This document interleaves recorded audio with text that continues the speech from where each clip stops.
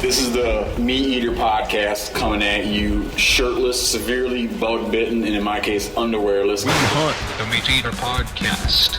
You can't predict anything. Brought to you by First Light. When I'm hunting, I need gear that won't quit. First Light builds no compromise gear that keeps me in the field longer. No shortcuts, just gear that works. Check it out at firstlight.com. That's FIRSTLITE.com. Ladies and gentlemen, joined today by Tom Seaton from Alaska Department of Fish and Game, Montana native. And Tom runs, you tell me the title of the program you run. Wood Bison Project Biologist for Alaska Department of Fish and Game, yep. Sorry, Wood Bison Project Biologist. Yep. Okay. Can I lay some context? Yeah. To tell the story you're going to tell? Sure. Tom's going to tell the story of what I consider to be the most exciting thing. It's big. You're going to be under a lot of pressure. What I consider to be the most exciting thing in bison recovery in the whole country. There's really nothing like what you guys are doing.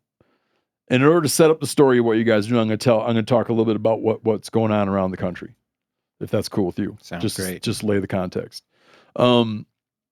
As people know, and we talk about this a ton on the show, for some reason, the American bison or buffalo are the only animal in the United States of America. They're the only wild native mammal in the United States of America that is generally not treated like a wild animal. I'll give some examples. There's the one I always bring up. So everybody around the country knows or has some familiarity with the fact that in Yellowstone National Park, there's a buffalo herd in Yellowstone National Park, and they've been in the park continuously since the beginning of time. Now, there was points in the history when the only ones left in the park were fenced in, and they were feeding them hay bales, but they've been there, right? However, if those animals walk north out of Yellowstone National Park and come into the state of Montana, they stop being wildlife when they leave the park, and they become... They walk into an environment where they're under the authority of the Montana Department of Livestock. In the last 20 years, there has been some efforts to be more lenient with the animals. There's these little things they call tolerance zones around the area of Gardner, Montana, where the bison can leave the park and mingle around without getting rounded up or hazed back in. But it would not be allowable. It is not allowable for a little band of those animals to decide to leave the park and just go wandering their way down the Yellowstone or wandering their way into the national forest and set up shop, say, in the Gallatin Range or set up shop in the Absarokas. They would be under the jurisdiction of the Department of Livestock, who would have the authority to shoot them down, load them up, send them off to slaughter. They're just not welcome as a wild animal.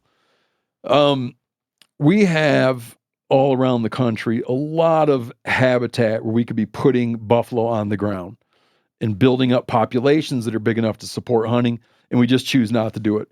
With a lot of species that are imperiled or endangered or absent on the landscape, sometimes it winds up being that the reason we can't recover them is because it would be really hard or it'd be really expensive or there'd be like intense social risk, right? Like putting grizzly bears back in Golden Gate Park in California is going to come with inherent risk to individuals. So you don't go and do it.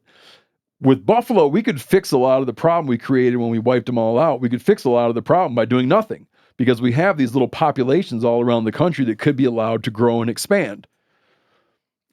The example I just gave in Montana, and again, this is all setting up for Alaska. The example I gave in Montana is here you have Yellowstone National Park. It's administered by the Park Service. The Park Service is very friendly toward the animals. Since 2000, they've had this idea that the park can support around 3,000 buffalo. 3,000 to 5,000, I think, is what they have.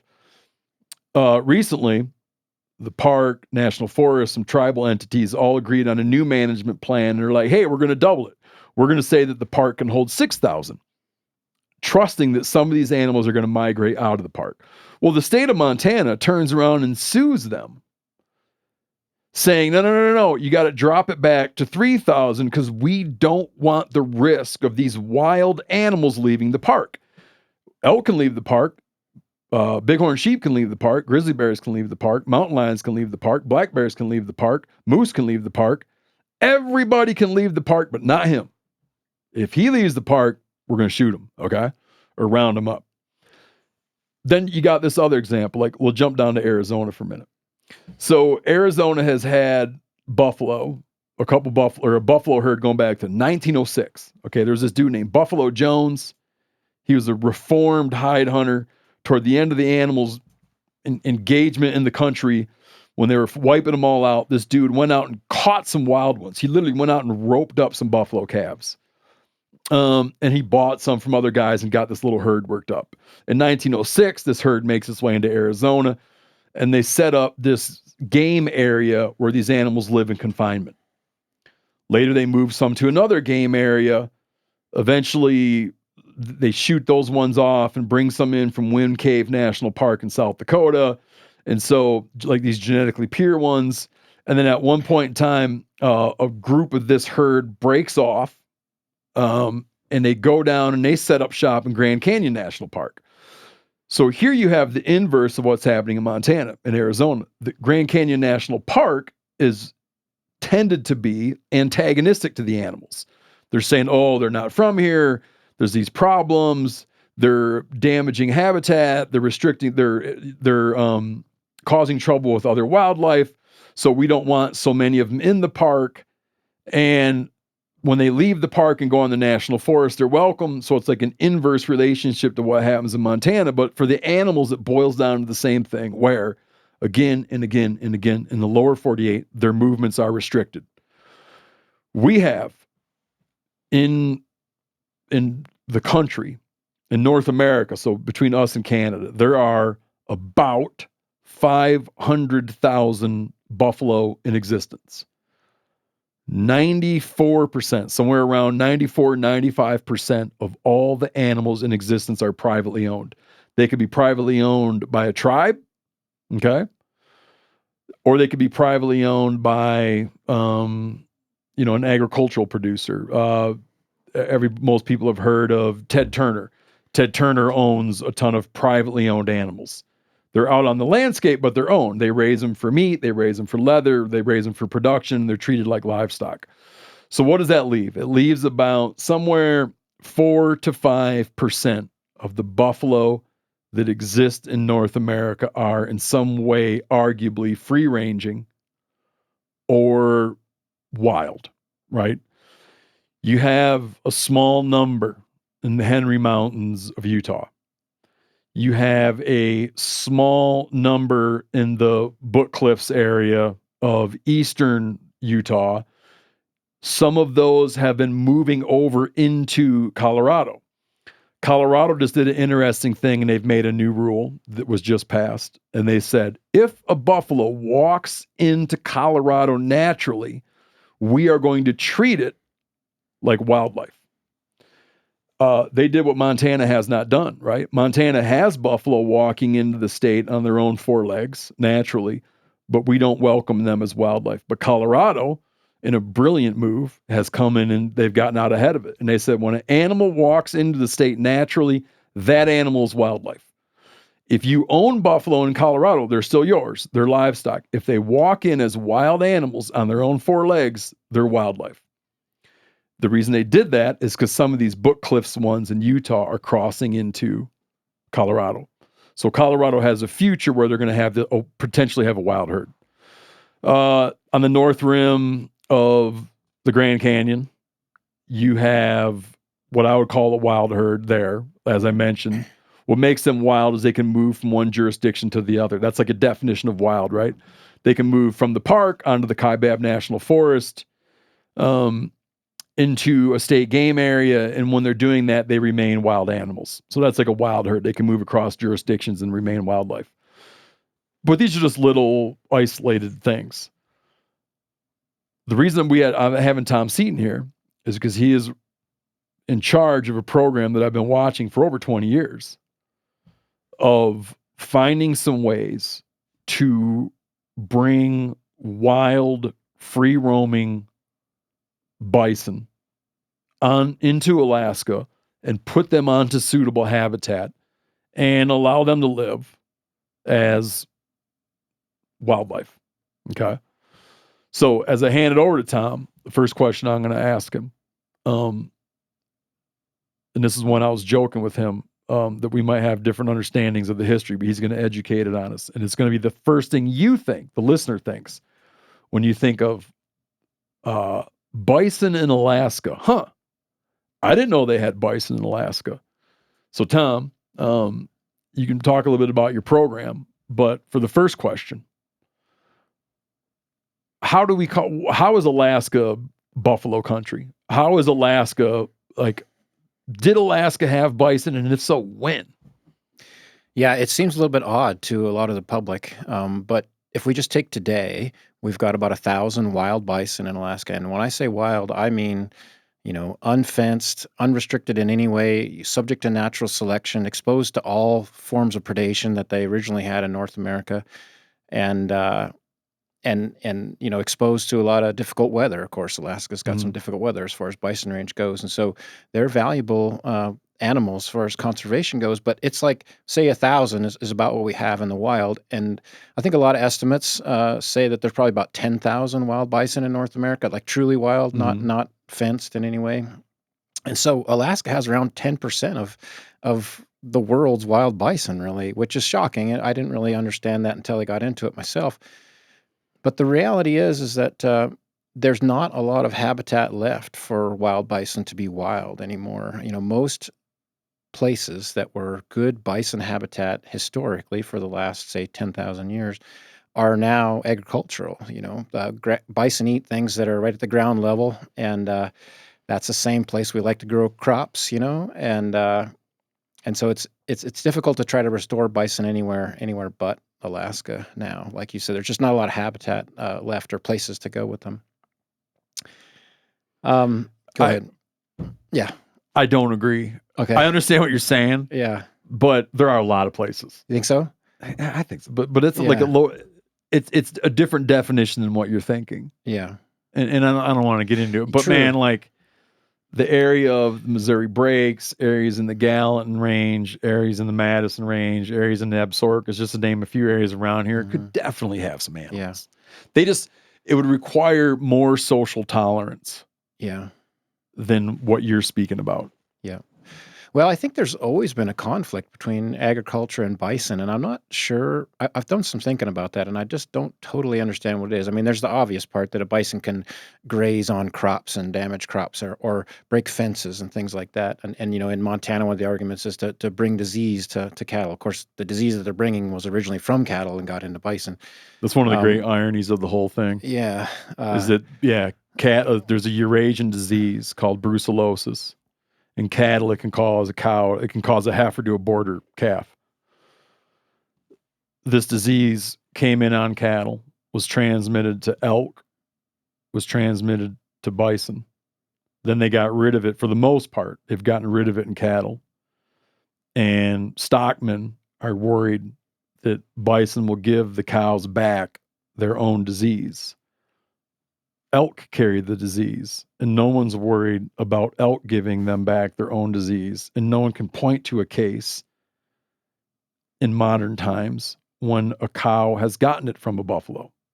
But it's I view it as kind of a red herring. It's not really what they're talking about. Mm-hmm. They talk about it, but it's not what they're talking about. Well, they're talking about grazing competition. Yeah. I think that perceived conflict with agriculture is why bison are the last great animal to be restored. I think, we nearly wiped out antelope and both species of deer and, buffalo and most other, cats and bears and everything. And elk. We eliminated elk from New Mexico. Totally. Yeah. But now we've brought them all back, right? We took all this effort to get all these animals back on the landscape, but bison haven't really come back yet. And we don't really or a lot of folks don't really want them to come back because there's really not a lot of space for them. That's what's perceived in my mind. That is the perception, correct? Yeah. I'd agree with that. Mm-hmm. I think in Alaska, it's a little different. The Alaska Department of Fish and Game really wants to restore wild wood bison as a wild animal performing their wild things in a niche that's unoccupied at this time for a large lowland grazer. Can you do two things? Lay out, and I haven't gotten into it. Can you lay out when you say wood bison?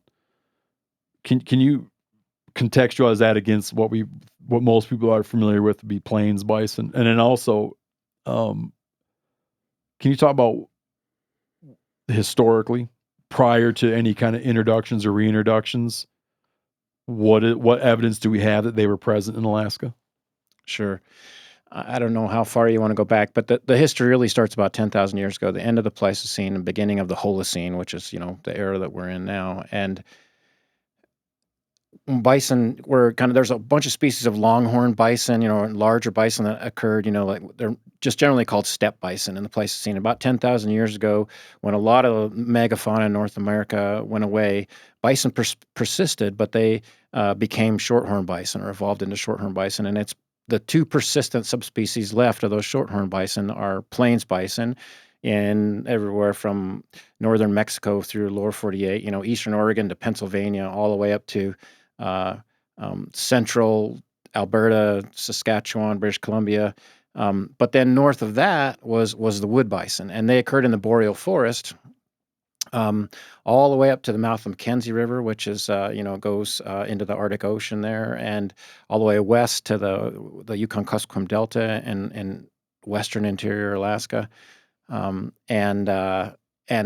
they kind of stopped at the bottom edge of the boreal forest. And so if you look at a map, you can see that, the Great Plains kind of ended and became forest somewhere in central Canada, and it was wood bison in the boreal forest and plains bison south in the plains.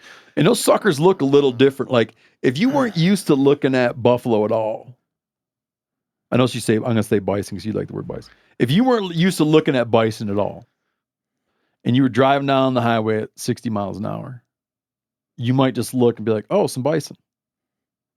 But once you look at them a fair bit, you'd look, even at that speed, you'd think something's different about those.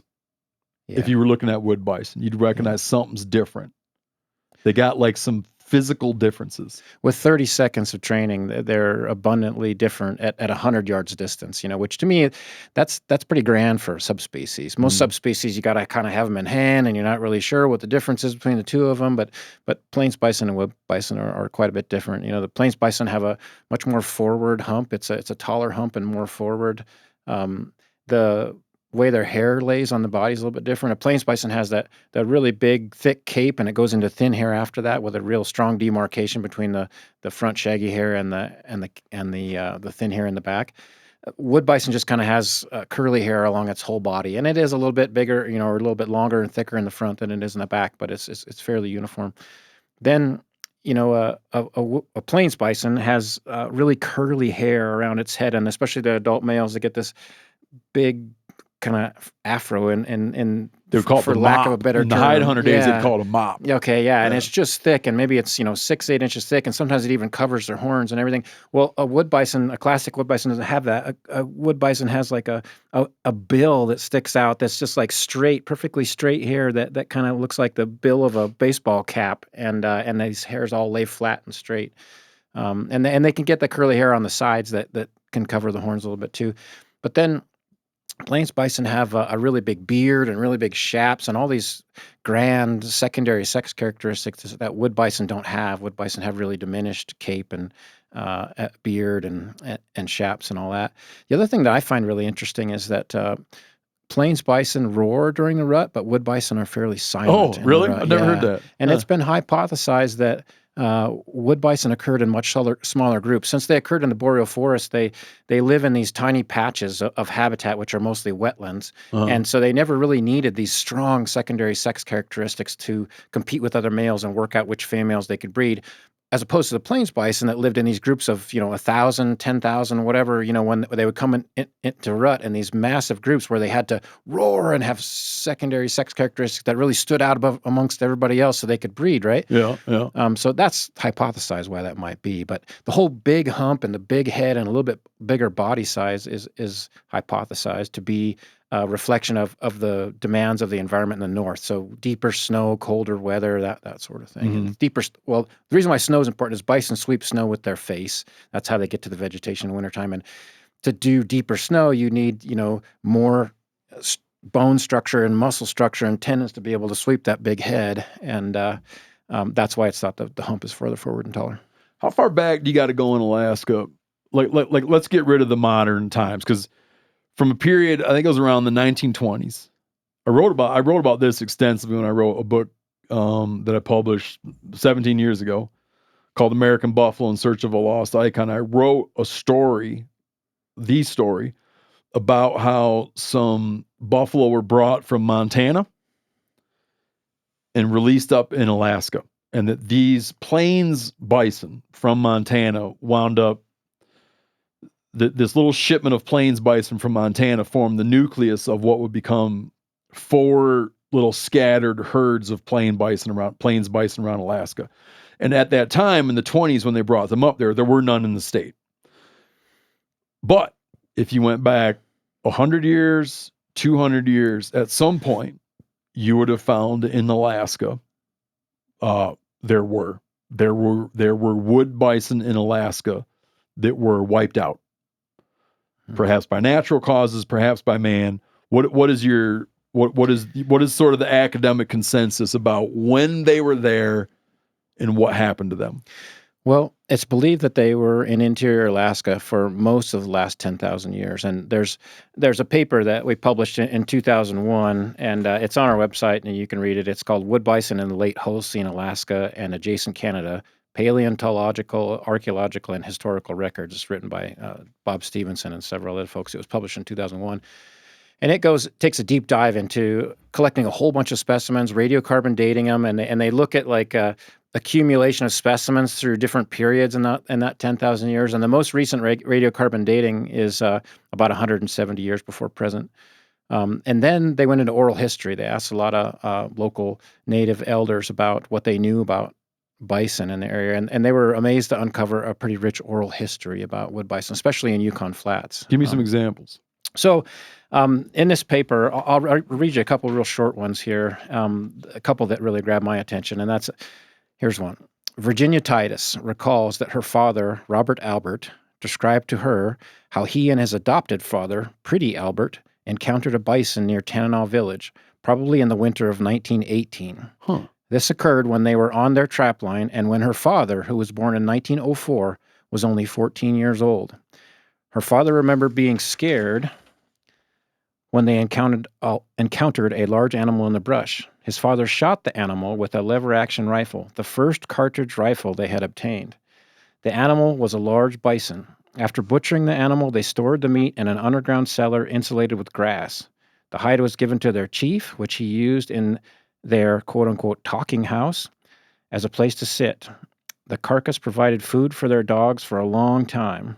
Mrs. Titus said that this was the last known occurrence of bison in the Tanana area. And so that was 1918 roughly is what that's expected to be. And if you get this paper, there's 20 or 30, maybe more, just oral accounts that are a lot like that. But there's a second one that I really enjoy, and I'll read it. With regard to the disappearance of wood bison, Mrs. Mary Sam said that, quote unquote, maybe they ate it up, suggesting that hunting might have contributed to the disappearance of bison in the Black River area. She also described how on one occasion her grandparents pointed to another young girl saying, quote, when this young girl grows up and her children grow up, then the bison will come back, quote unquote. And the cool thing is, if you kind of lay it out in a timeline, it's about now. Oh, the prophecy worked. Exactly. Yeah. So for that historical stuff matters, right? Because nowadays, well, let me talk about what used to happen, because I referred in the 1920s. There was a long period in American kind of like wildlife conservation when the idea was generally, with state game agencies and others, the idea was generally the more animals, the merrier. And people would look around the country and they would find areas that they thought were game poor, right? They would see areas that they thought should have more animals than they do. So let's say someone goes and looks in New Mexico, and it's like there's just not that many animals in New Mexico. It's desert country. The desert doesn't support things well. Let's try some other animals. And you would be able to just seemingly at random move creatures around the world to see what would take. So to give you a few examples, like sambar deer were brought into Florida. Sika deer from Japan and areas of Asia were brought in and turned loose in Maryland. Ibex were brought in and turned loose in New Mexico, or from Asia. Oryx were brought in from Africa and turned loose in New Mexico. Aoudad cut loose down in West Texas and other areas. Nilgai brought in from the Indian subcontinent and turned loose in Texas. Hogs brought in, wild hogs from Siberia brought in and turned loose all over the place. Ringneck pheasants brought in from Asia, turned loose in North America. I could go on like this for an hour. Bison, plains bison, brought from Montana and turned loose into Alaska. In those days, the 1920s up into the 1950s, you could just do this stuff. They didn't have environmental impact statements. It's like if you had the money and the will, you would probably work it out and you would cut animals loose, right? That is not hip anymore. So with this project that you're working on to bring wood bison into Alaska, you need to have the sort of authority of history, right? You need to be able to say, this is a reintroduction. This is not us willy-nilly moving animals around, right? Can you explain that process a little bit of how you sort of get the political go-ahead to do a project like this? Right. So the Alaska Department of Fish and Game has a policy to not release animals into places that they weren't previously there. And of course, like you say, history is not quite like that. You know, there's deer on Kodiak. Black-tailed deer weren't native to Kodiak. They're there and they're super successful. And you know, moose in the Copper River Delta weren't there, and humans did that too. And elk into Afognak and Raspberry Exactly. Island, and yeah, all that. And of course, even here locally, I'll just do a little side thing real quick. Right here in Bozeman, there's brook trout, rainbow trout, brown trout, you know, pheasants, you know, chuckers, Hungarian partridge. I mean, that just list goes on. The things that you're really familiar with that you don't realize they were from somewhere else. Anyway, there were problems that were created when you look at things that were released in Australia and Hawaii and stuff, where there's you know, isolated groups of animals that got, you know, didn't do well with incoming new animals, and so there's problems that were created.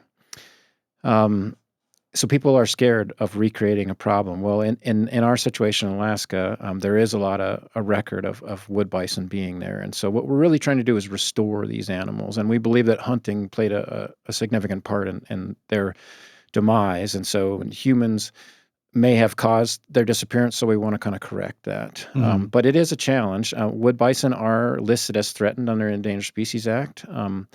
And so we can't just grab a bunch of animals and start releasing them. We have to go through all the process of the Endangered Species Act, which includes the NEPA documentation, which for us in this particular situation is environmental reviews and environmental assessments. And we have a non-essential experimental population rule for interior Alaska so that we can hunt them. That's pretty unique as far as those kind of rules go. But it is complicated to make it happen. So once you guys got the idea, once the state of Alaska, and I understand this happened before you're in your current role, at some point in time, like very much in our lifetimes, the state of Alaska started moving ahead with a plan to reintroduce these animals. People might be thinking, where are you going to go get them from? Can you explain the source herd? Like if you want to find a sort of disease-free, somewhat genetically pure wood bison to begin turning them loose in Alaska, how do you get them? Yeah, there's there's a park in Canada called Elk Island National Park. It's east of Edmonton, and they've got plains bison and wood bison that are separated from each other with a highway, and so there's just no mixing between the two subspecies. And they maintain those herds specifically for conservation purposes, where they kill test and live test for diseases every other year, and they produce animals that can be provided for release to create new herds of plains bison and wood bison. And some of those, if they don't have a need, like if no agency comes along and or Native American group comes along and says, I want these bison for conservation, they can just sell them into private ownership, like you talked about. There's a lot in private ownership. But for the wood bison that they have, we're one of their highest priorities right now, and we have agreement with them to get their bison every other year, their surplus. Okay. That amounts to about 40 bison every even year, so 2022, 24, 26, like that. And we've been getting them for a while now. Do you guys get them for free?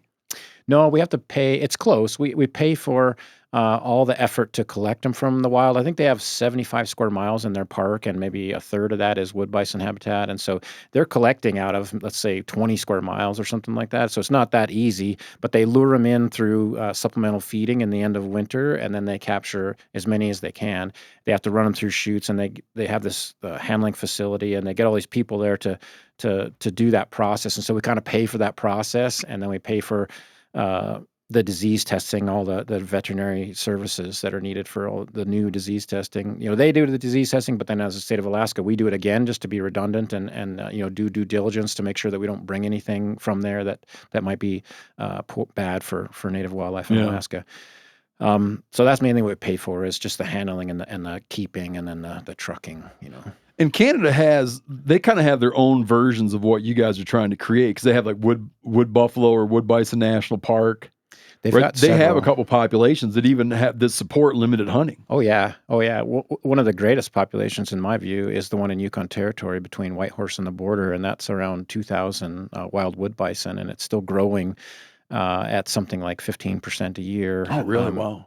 Something like that, yeah. And they harvest 280 bison a year the last few years out of that herd. And it was only put out in 1988, so it's not very old. Oh, so it's doing good. Oh, unbelievable. Yeah, I've heard from like that there's some schools and stuff that will take the students out to do field harvest on those animals. And Right, because bison, if you lived in North America sometime in the last, 1,000 years, up until just 200 years ago, you would have thought of North America as a bison continent. We think of it now, maybe it's an elk continent or deer continent or something, but it would have just been predominantly bison then. But people have lost that connection with bison, and so sometimes it takes, training to help people understand how to deal with such a big animal. Yeah.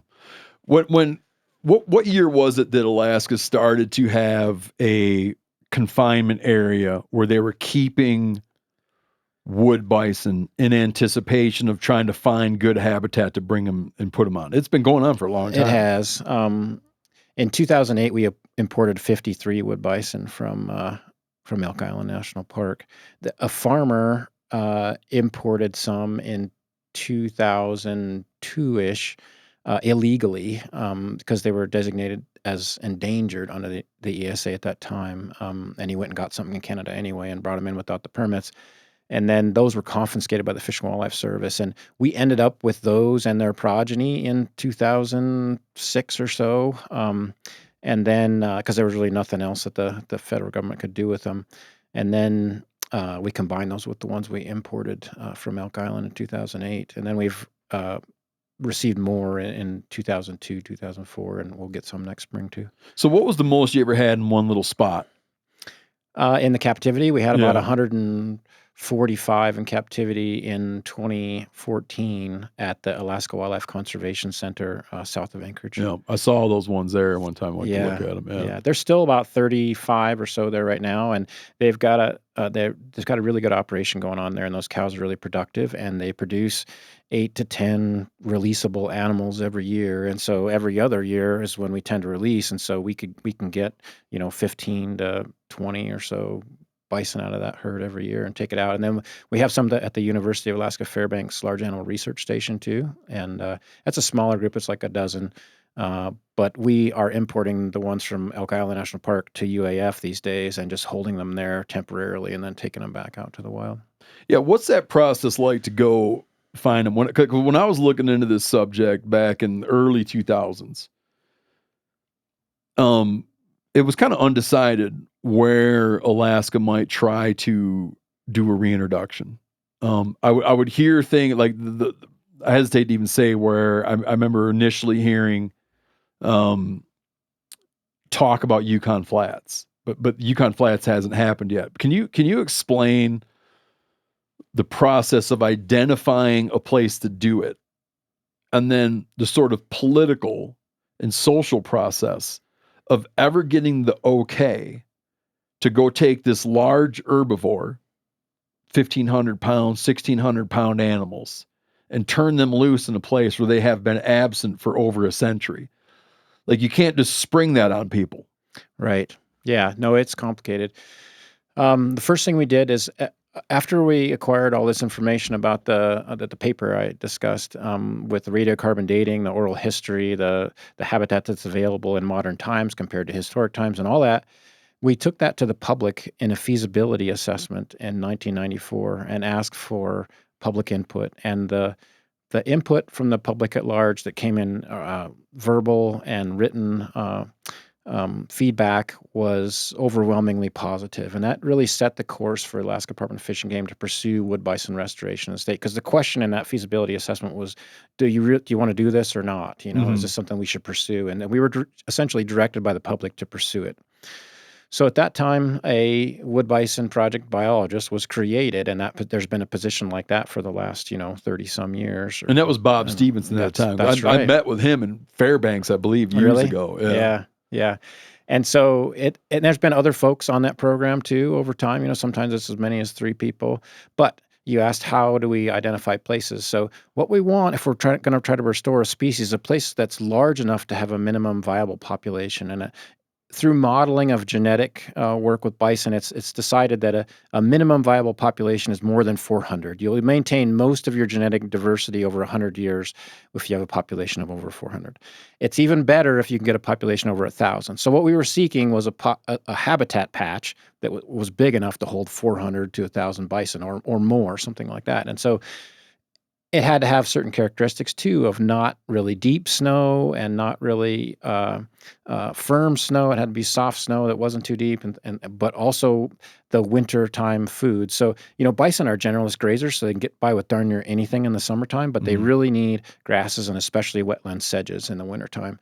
And so the 3 largest areas that had those qualities that we came up with, and we wrote an environmental assessment about it in 2013 or 2014. Were the Innoko Flats, which is kind of west central interior Alaska, Minto Flats, which is just about 50 miles west of Fairbanks, and then the Yukon Flats, which is about 100 miles north of Fairbanks. Well, the Yukon Flats was the original place, and that's where Bob Stevenson was an area biologist. That's where all the oral history comes from, and that's probably the largest and best piece of habitat in all of interior Alaska. That's kind of that's a stunning area. Yeah. You got like the Brooks Range to the north. You got the White Mountains to the south. All these big famous rivers flowing out of the Brooks Range coming in there. Oh, yeah. Tons of mosquitoes. Yeah. It's a difficult place to stand in the middle of June. Yeah. The Innoko Flats. Eventually you guys settled on the Innoko Flats. That was an interesting thing. Since wood bison have a listing under the ESA, oil and gas and mining industry was worried about the influence of that listing on development. Yeah. And there were no oil and gas prospects at the time in the Innoko. And so a lot of the industry leaders were like, well, we understand you have a non-essential experimental population rule that protects us, and we understand that they're only listed as threatened right now. But just to be safe, let's go with the Innoko. And because what they're worried about is that they're worried that you're gonna reestablish this population. There's going to be some protection of the population. They're going to want to industrialize the landscape. And then they're going to have to hear from people about how there's an endangered species living there. So the argument would be, well, don't put them there. Then we won't have to worry about them being there. Because it could potentially stop oil and gas development. Well, why? I'm just like, I don't want to drag you into like a quagmire here, but like, why would anybody ask them anyways? Oh, that's a good question. Well, Alaska, their economy is based on oil and gas and mining, really. That's what Alaska's economy is based on. And so all the political leaders and big business leaders care about the fact that we need to be able to extract resources to make Alaska survive. And so that's why I think it mattered. And they have influence, in the legislature and the governor and everything else. So. Yeah. And it's important, right? And that's why we spent 5 years negotiating with the Fish and Wildlife Service to make a non-essential experimental population rule that gives full deference to development, and talks about bison, can live in places where there's development. And the reality is, most of that country is boreal forest, and so any sort of development breaks down that boreal forest into, places where sunlight gets to the ground, whether it's fires or roads or drilling pads or whatever, that turns that into better habitat for bison than forest, really. And so it's a hard argument to say that development would hurt bison anyway. It's just that the Endangered Species Act has been used as a club in the past to hurt industry, and the industry leaders know that. I want to just touch on this for a minute, this experimental status, because this is something that you see come up again and again in wildlife recovery efforts, would be that oftentimes, let's take the recent move to bring wolves into Colorado. Okay, here you have portions of Colorado that have no wolves. They were historically there; they've been gone for a long time. And someone proposes, hey, we're going to bring wolves into the state. Well, right away, there's a negotiation that's going to happen where you're taking, you have a landscape that doesn't have an endangered species or a threatened species, and all of a sudden you're putting a threatened species on the ground, right? And you know that it's going to cause conflict with livestock growers, for instance. So they're like, oh man, the minute you bring them in, they're going to start killing my cows, and there's nothing I can do. I can't shoot them, and the state can't help me out because they're an endangered species. So you're just creating a headache for me. So this deal that will often get brokered in these situations is people will say, we're going to bring them in and turn them loose, but we're not going to treat them the same way we might treat an imperiled historic population. We're going to give managers greater latitude to deal with this new population that we're creating than we would give managers to deal with a historic population that's imperiled. And it just greases the wheels a little bit, right? You might come in and say, sure, we're going to turn, we're going to reintroduce bears into this area, and there will only be a few, but if a bear is killing your chickens, go ahead and shoot it, and you're not going to get prosecuted. Whereas in other areas, you might, under different circumstances. So this is kind of like it's a compromise that can be made when reintroducing animals. Yeah. Well, there's a monumental irony there. Like I think the ESA was really designed for when populations are in a decline to stop that from happening and try to keep animals from going away. They didn't really plan for, I don't think, as well for when you're trying to restore an animal on the landscape. And the Endangered Species Act itself has probably been the biggest detriment to wood bison restoration in Alaska, because every time we'd want to do something, the bureaucracy and political nature of the Endangered Species Act being involved just makes it extremely difficult, Mm-hmm. And so it would have been a lot easier to. There's been several times when political, higher ups above me have said, "Let's just do this with plains bison. This is way too hard. Plains bison aren't listed," and then we have to, from the biologist perspective, we have to say, "Look, our policy is not to release animals here that weren't originally here. Let's try to stick with wood bison," and it's a real challenge to get on the ESA. I don't want to stick you with having this viewpoint, but so this is. I just want people to be clear. This is me talking, not Tom talking. But you hear, especially lately, you hear a lot of people talk about the Endangered Species Act being cumbersome or aspects of it to be revisited. Oftentimes you'll see that and you'll think it's people trying to dismantle protections for imperiled wildlife. A lot of times it's like, kind of like good guys will say that sometimes too. Like people that are pro wildlife will say that for the things we're talking about, where it just, when they drafted the legislation, they couldn't anticipate all outcomes, and you don't have a crystal ball. So you can create situations that later you're like, I wish we'd have thought of that. And that's the thing that they hadn't contemplated, is they hadn't contemplated, what about ways in which it would make it harder to restore wildlife. And it happens with other pieces of legislation, like famously, like the Wild Horse and Burro Protection Act.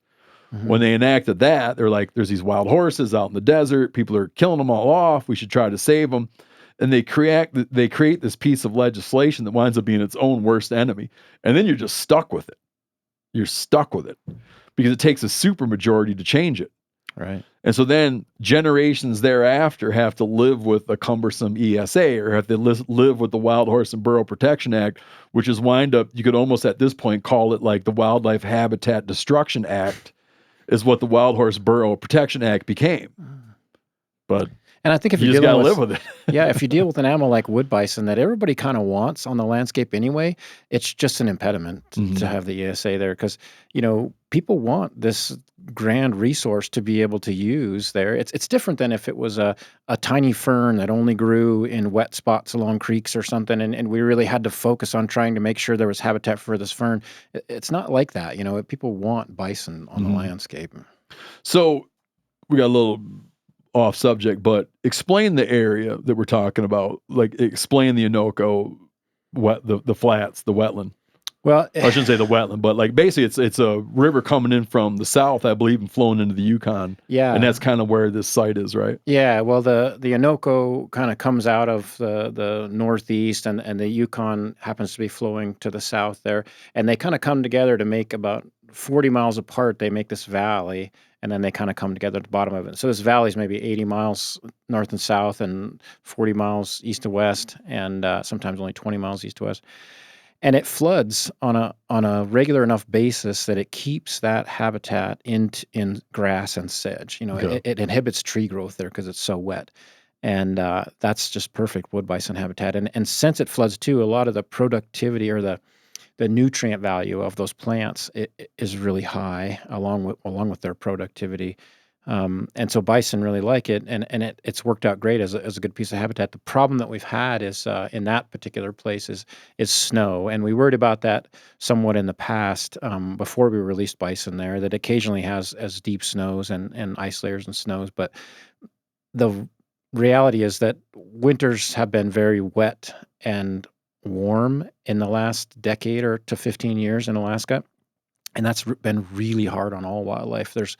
We've had an 80% loss in a lot of sheep populations. We've lost about half our caribou in most places of interior Alaska. And then we've lost, it depends on what you're looking at, but as far as moose goes, it's something like 30 to 40% of moose have gone away in a lot of places in interior Alaska. And it's mostly attributed to these really difficult winters we've been having where they're just so wet and warm that it makes snow it's hard. It's deep, so it's hard to get through for a lot of ungulates, and it encapsulates the forage where the animals can't get to it, especially sheep, where they rely on the mountainsides to be blown off, so the snow blow off them so they can get to the grass and things they eat. Bison are similar, but they live in the lowlands where they get through the snow without a problem if it's soft, but if there's a rain-on-snow event that makes an ice layer in the snow, it's much harder for them to get through that vegetation, or through the snow to the vegetation.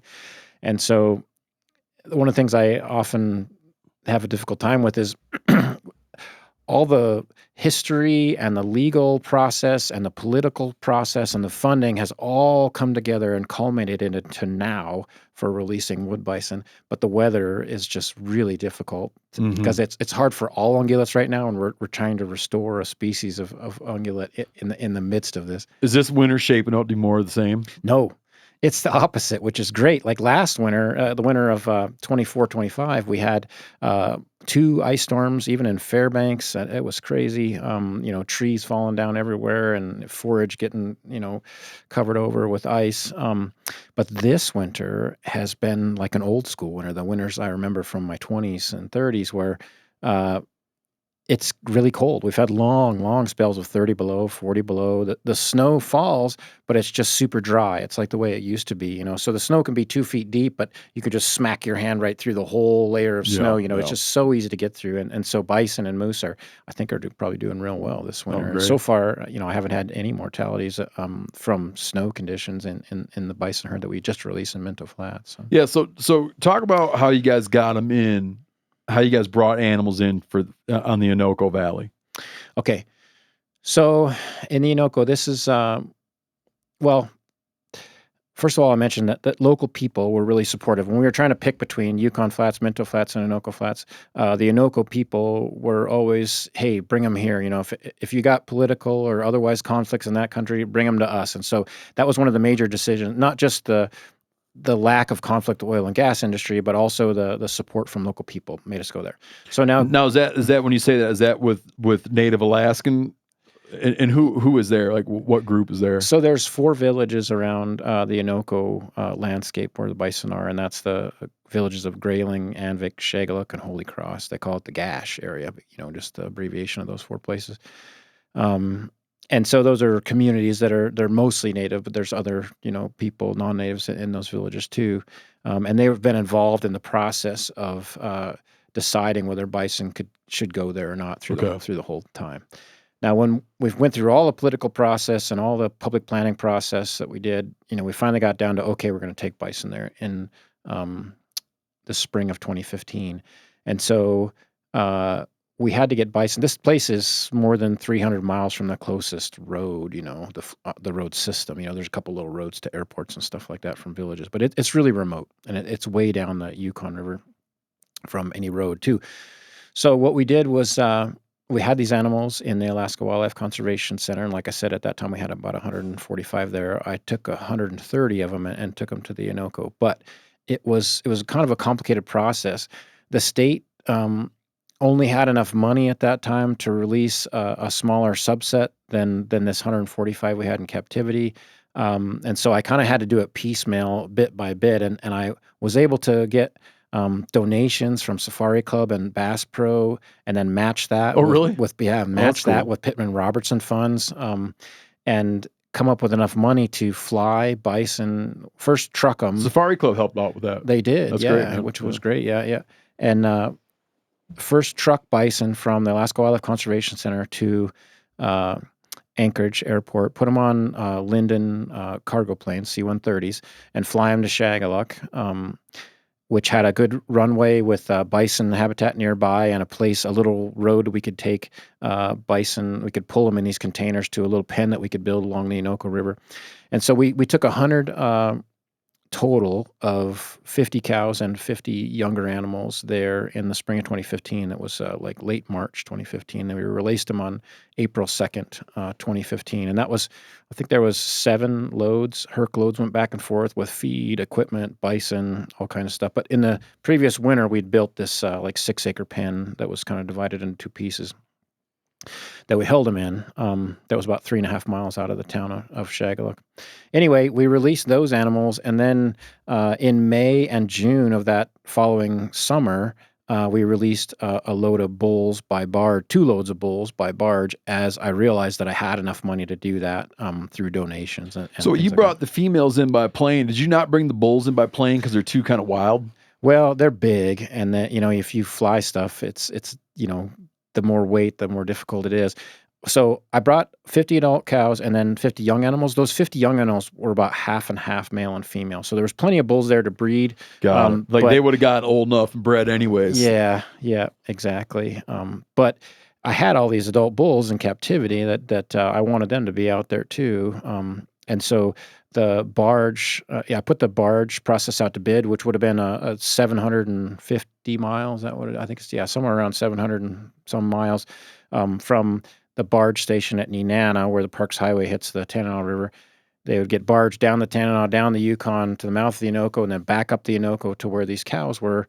I put that out to bid, and one of the bidders... It's 700 river miles? Yeah, that's crazy. That gives you a sense of the remoteness of that stuff, man. Like 700 river miles. Yeah, and it took like 4 plus days.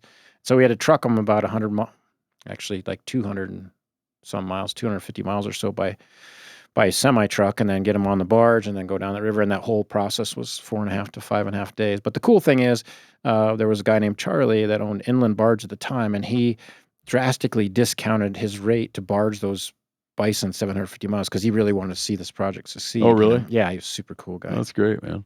And he helped us get those animals down there. And so what they would do is they'd come down by barge, and it would take them all those days. I'd be down there with the cows, and I would fly to find out where the cows were and figure out where we could land the barge closest to the cows. And with the cows and young animals, we did what's called a soft release, where you hold them to kind of get them to calm down before you release them, so you don't get animals just like scattering everywhere from fear of the stress of transportation. So we held those animals about 10 days, and then they stayed there pretty good. Well, then I would figure out where they were at when the bulls were coming, and then I would just hard release the bulls, which means you just show up and open the gates onto the bank. But we needed a place where we could, land the barge and all that. Anyway, it all worked out pretty good, and about 60% of the bulls got into those cows in the first 24 hours. The other 30% of the bulls would just kind of wander around and eventually connected with the cows. But You think they smell them and find them? man, I don't know. I think it's smell.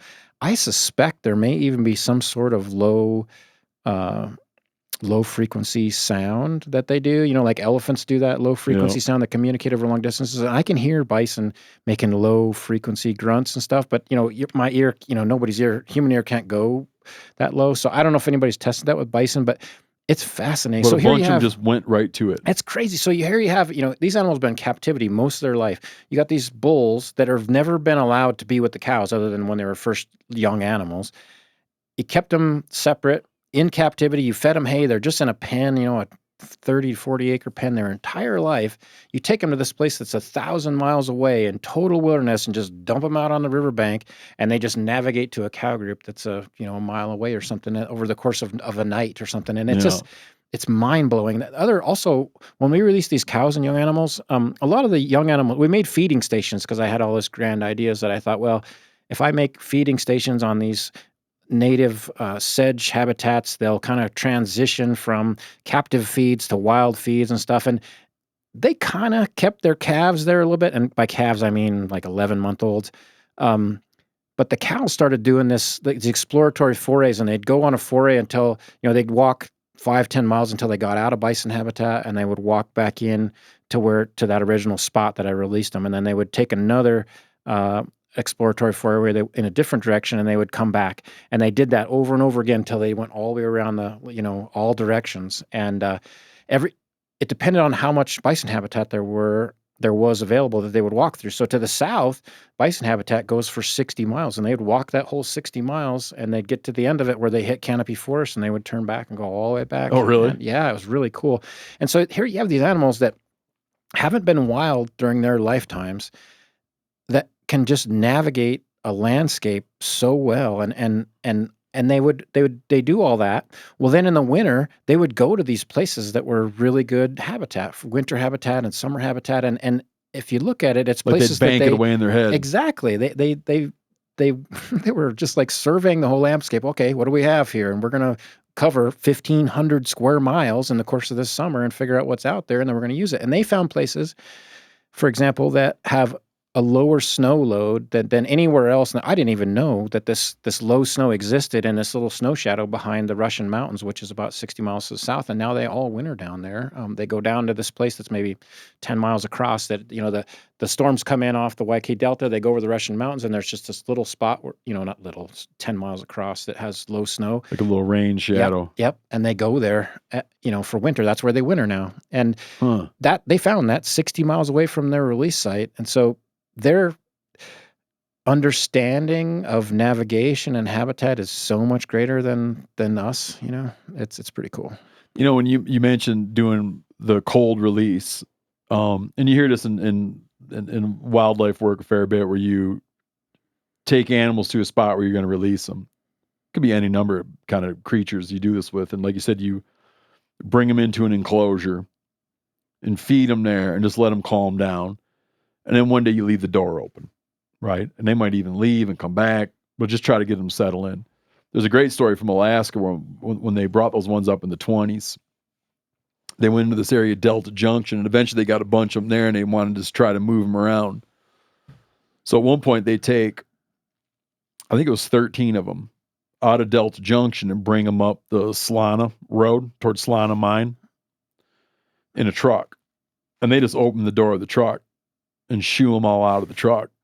Well, they split for so long that people thought they were dead.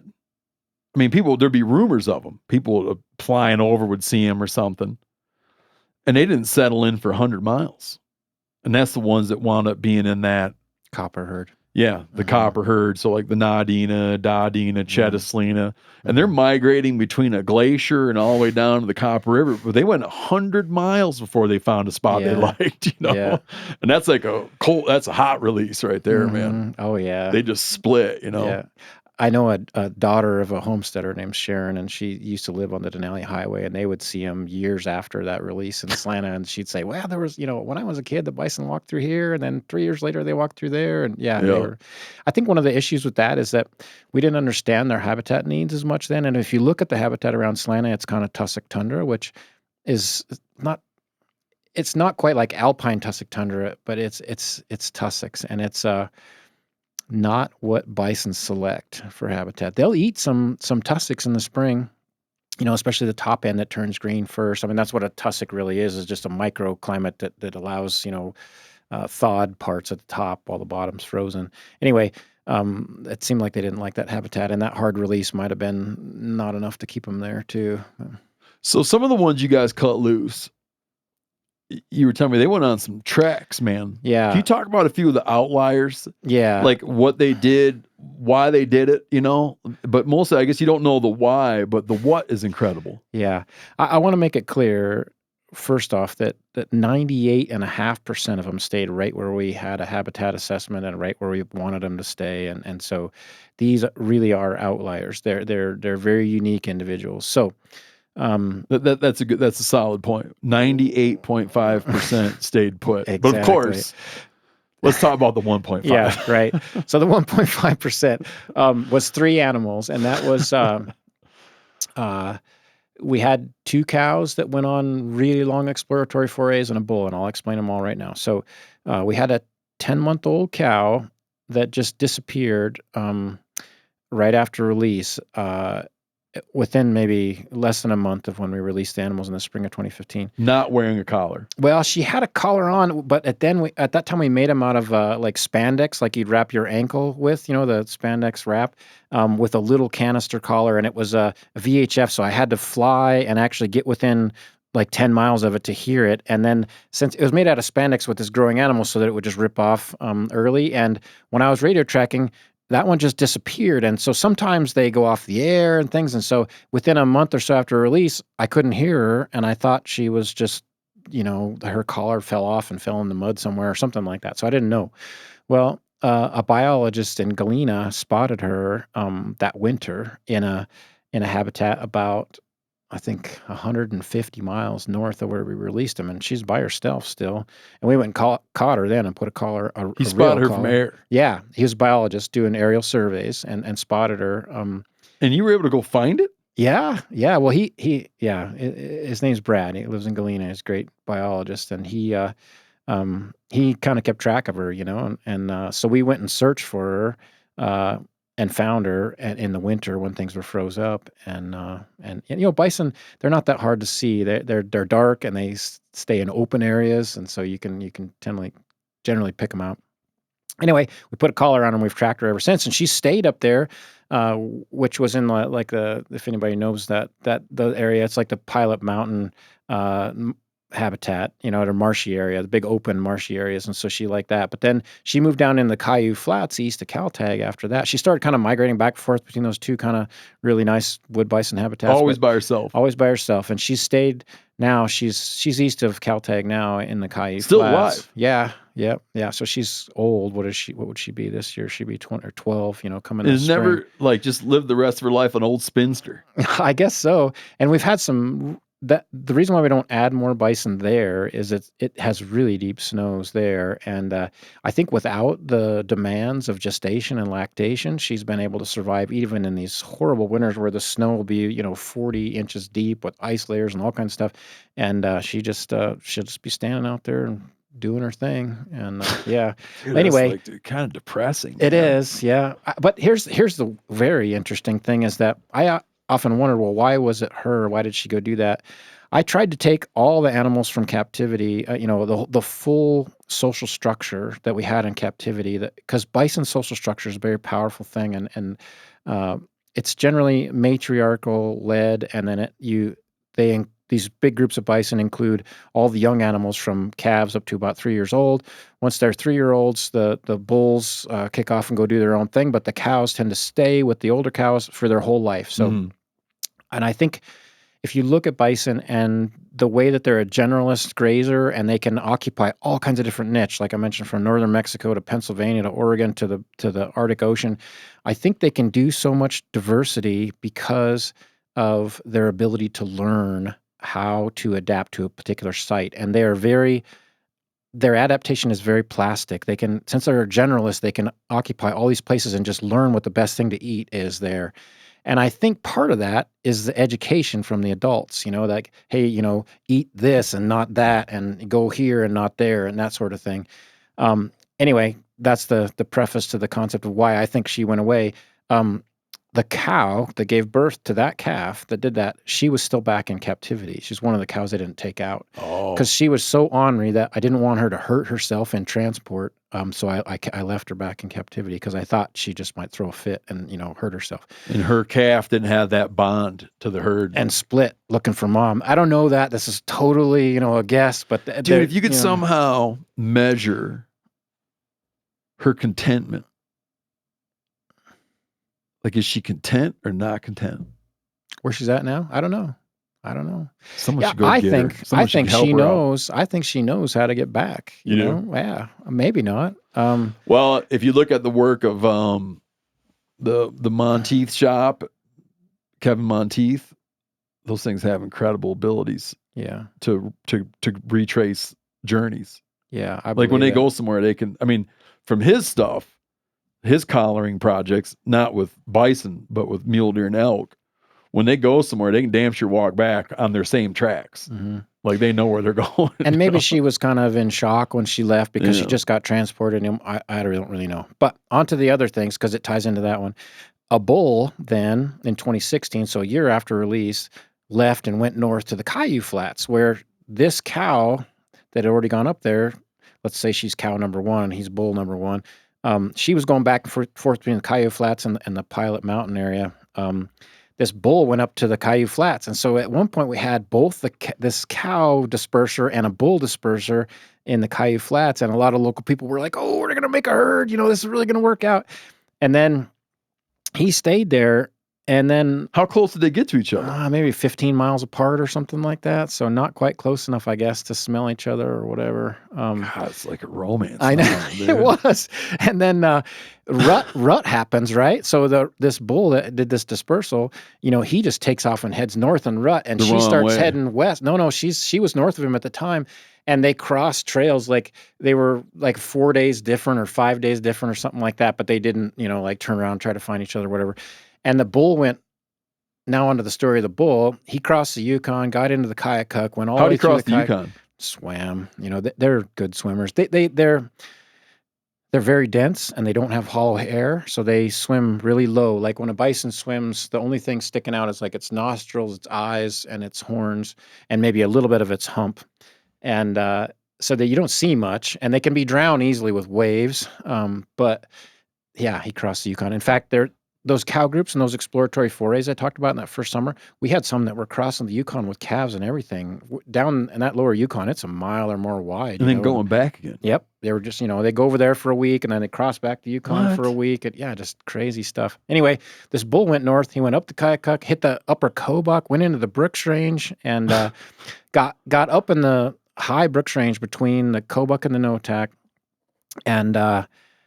And rut was over by then. He got up in there in like October or something, and I don't know what happened to him, but he died somewhere in there in late winter. And if he had a GPS collar, so you could kind of see his movements, and it looked to me like he got up in this high mountain valley and then couldn't get out of it. And I think what had happened is he must have been injured or something, because when we finally dug him out of like 9 feet of snow, he died in there, and the way he was trying to make forays out of this valley, he just couldn't make it out. And I don't think it was because it was too much snow at the time. I think that he got buried in snow afterward. But anyway, he died.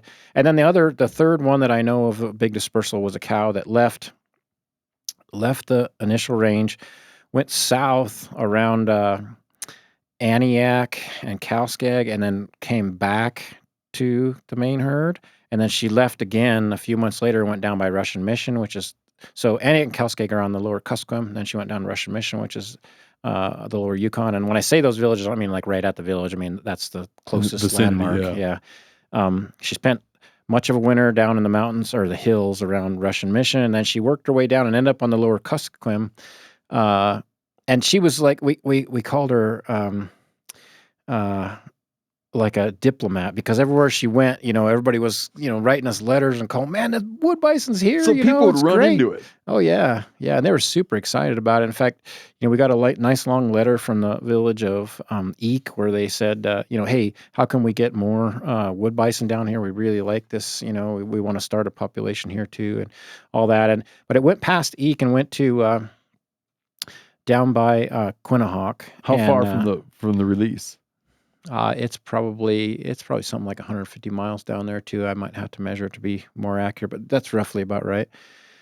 And she got into that lower Kuskokwim, which is just phenomenal habitat. There's sedge as far as the eye can see, and it's good thick stuff. And I had a friend from Bethel, the biologist there, radio tracker, and took a picture of her from the air, and she was just fat. She was really having a good time down there, I think. And but all alone. All alone. And why can't you sling a male over there or go get her and sling her back or something? With man? all this good publicity that she was doing down there, I thought that was going to happen, but she got to near a village of Quinnahock, and a guy shot her, essentially. He was... he get in trouble? He did, yeah. He was a long ways away. He had a 30-30 that he'd gotten for Christmas or something like that, and he shot at her like 9 times and finally got her wounded enough that he came up and finished her off. And then... what do you think it was? Well, first he thought it was a bear, and then that's what he said. And then when he got close and saw it had horns, he thought it was a muskox, and then he saw it had a collar, so he shot the collar, so we couldn't use any of that information. And then shot the collar. Yeah, right. And then, but then he got it back to the village, so he did take some of it back to the village. And then the elders were like, "You ding dong, you shot the wood bison," And then he felt kind of bad about that. And then we talked to him about it, and he had to he didn't have anything. He couldn't like fine him or put him in jail or whatever. And so he had to give a public apology on the radio, which he did, and he had to get all the meat to the elders' building in Bethel, and it was all fed out there and stuff like that. So, but it was pretty much a tragedy. It would have been kind of neat to have bison, and because I'd like to hear that public apology. Yeah, me too. Was it lengthy? I don't know. You never it was on the listened to radio there. Yeah, I didn't have an opportunity. Local radio. Yeah. Mm-hmm. Yeah. Huh. So there is kind of a long tradition in America of seeing something you're not quite sure what it is and shooting it. Yeah.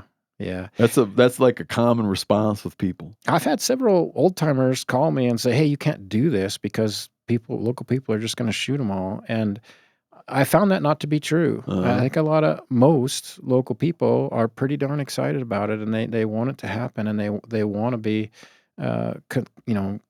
conservationists for these animals. They want it to work. But there's in a few defense of folks. that one, bro, though, the muskox is plausible. Maybe. I mean, if he wasn't aware that you guys were doing the reintroduction, what the hell else are you going to think it is at a distance? I don't know. Big brown object. Yeah. I one time in the fog, we went after a grizzly bear that turned out to be a muskox in Really? the fog. Didn't shoot, but I mean, it was enough to make us cross the river. Heavy fog. But it was enough to paddle across the river, and then we're like, "Oh, shoot, that's a muskox." Yeah. Yeah. Anyway, that's all I So know that about was the 3 that dispersers. took off. Yep. Mm-hmm. Man, you got to go save that one. I'm not going to be able to sleep at night. I didn't realize it was still alive, man. I don't know. Yeah. I mean, a lot of folks say that too.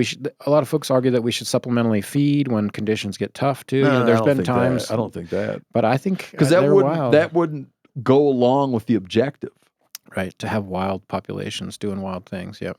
It wouldn't. It'd be like like this is just me talking. In my view, if you start feeding them, then what are you doing? Right.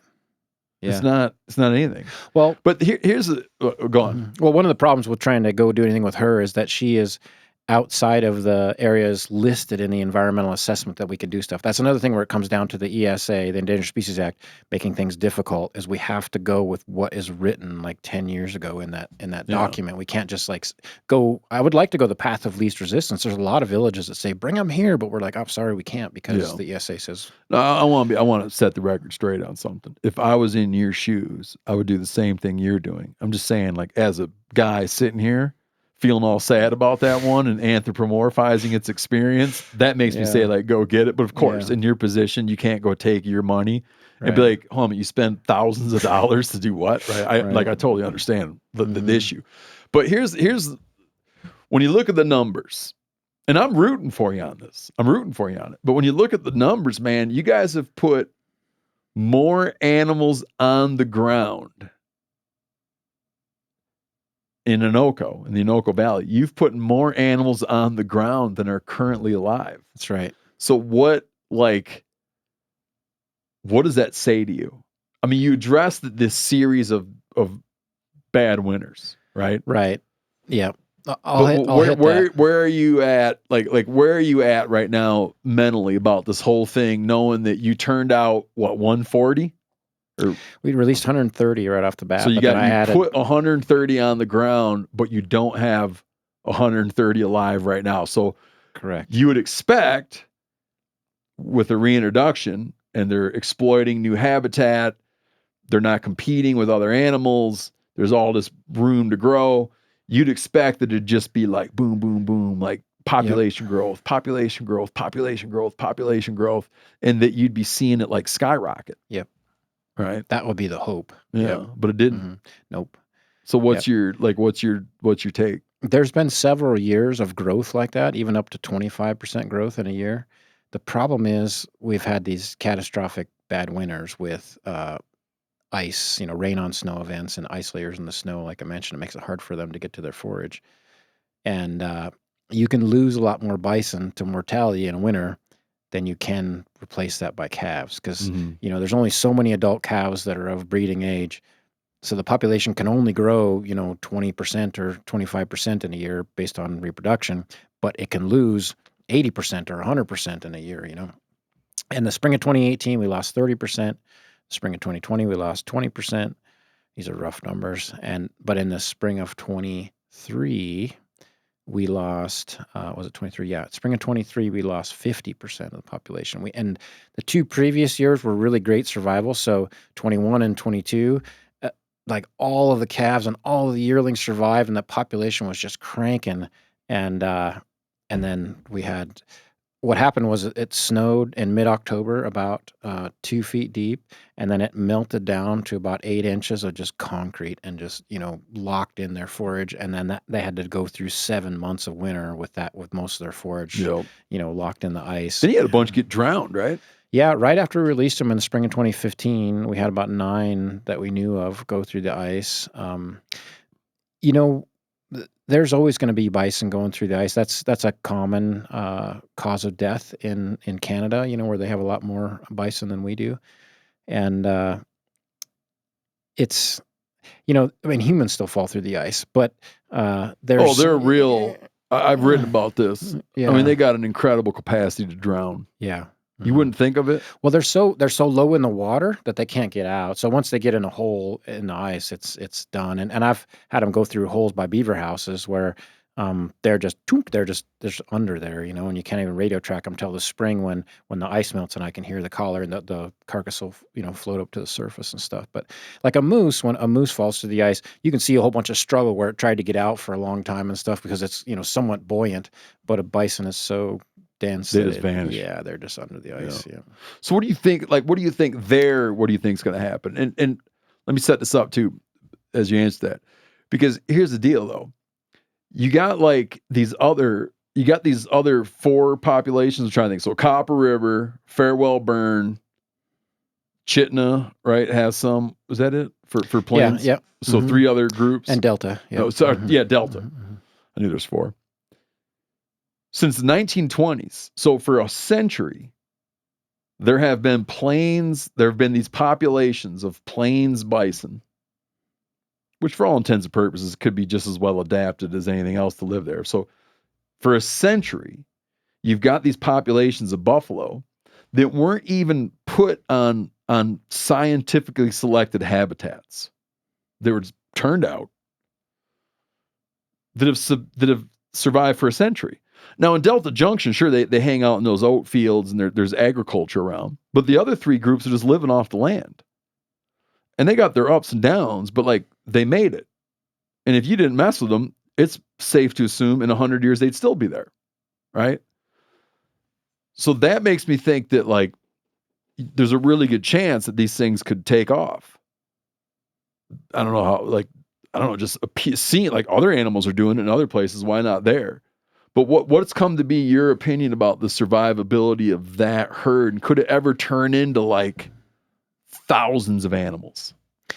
Well, the way I look at that Anoco herd is I look at individual years and what to try to understand their potential. So they've only been there 10 years. And like I mentioned, there's years where the snow was fairly normal, it was fairly soft, they could get through it, that the population gained 20 to 25%.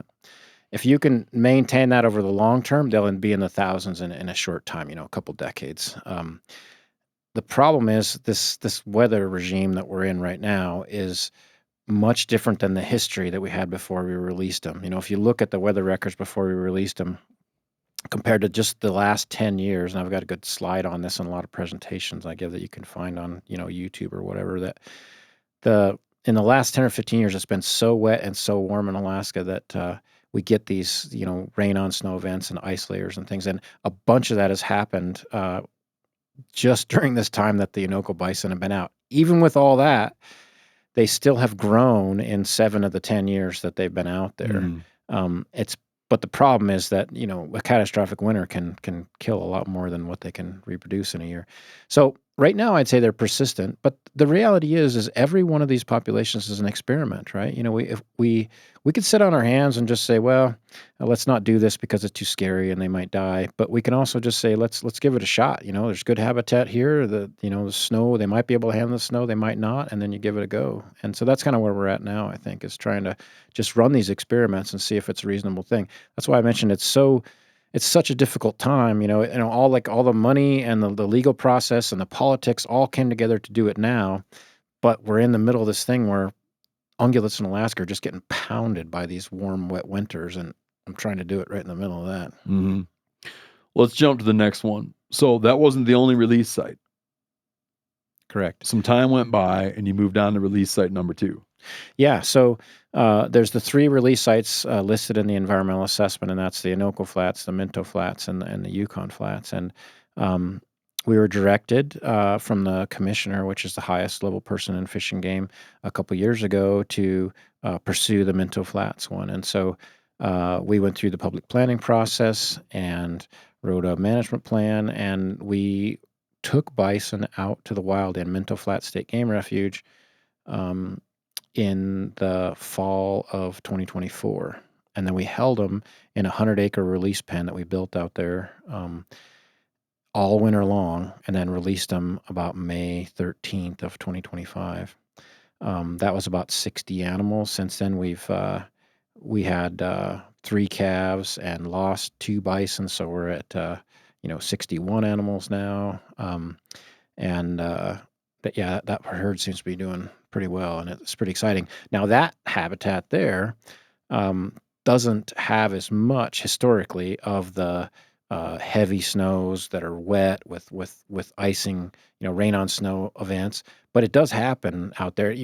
There wasn't a rain on snow event, to my understanding, until about 15 years ago in interior Alaska, like around Fairbanks area.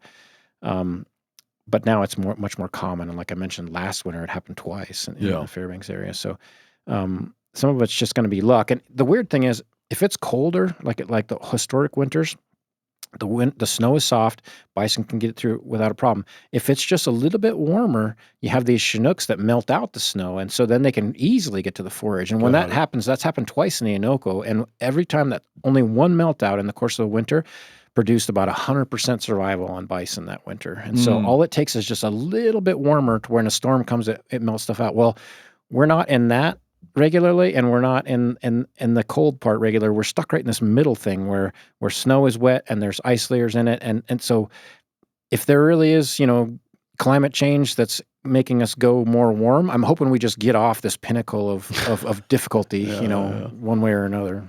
Yeah, but it'd be like if that would be that as the climate changes, if it wound up being that was one of the winners, that it made that whatever moose suffer and bison.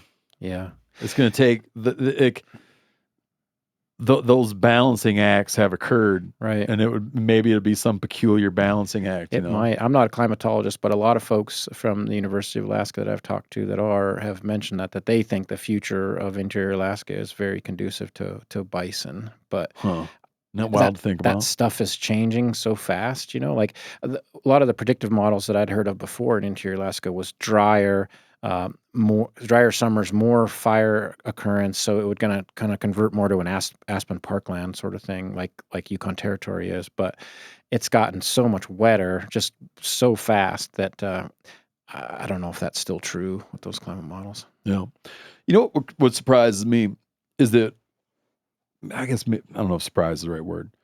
Yeah, sure. That wolves don't hammer them, or the brown bears don't hammer them. But then you think like, they don't know how to deal with them because they have a defense mechanism, right? They got sharp horns, they got really powerful hooves. And I've read in the past that like it's a real learning curve for wolves to figure out how to kill one without themselves getting killed. But I think you did say you've had a couple. Yeah, there's an argument out there that with these reintroduced populations, it takes wolves and all predators maybe a couple decades, 20, 25 years. That's kind of the Canadian experience for the predators to learn how to really kill efficiently bison. But even after they do, and even in populations that have persisted forever, like Buffalo National Park and Yellowstone, predation rates are low in bison compared to all deer species like, whitetails, muleys, moose, elk, that sort of thing. Much higher predation rates in deer species. And if you think about a bison, they kind of look like a, big, slow animal, but they're not. They're quick and agile, and they can kick with all 4 feet. They got the horns. They're super strong. They're big. They're fast. They're fast runners.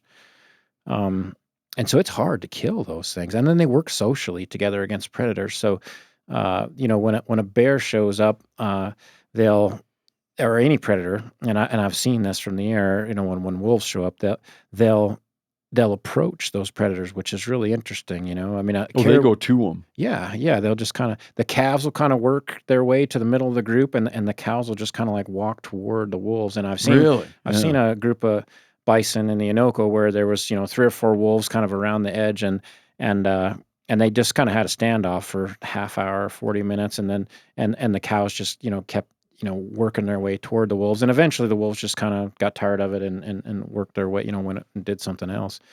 That's a spear fisherman move with sharks. Really, the friends of mine have shown me. Mm-hmm. They'll go to them. And it throws the shark's whole perception of what's going on. Yeah. It changes his whole groove.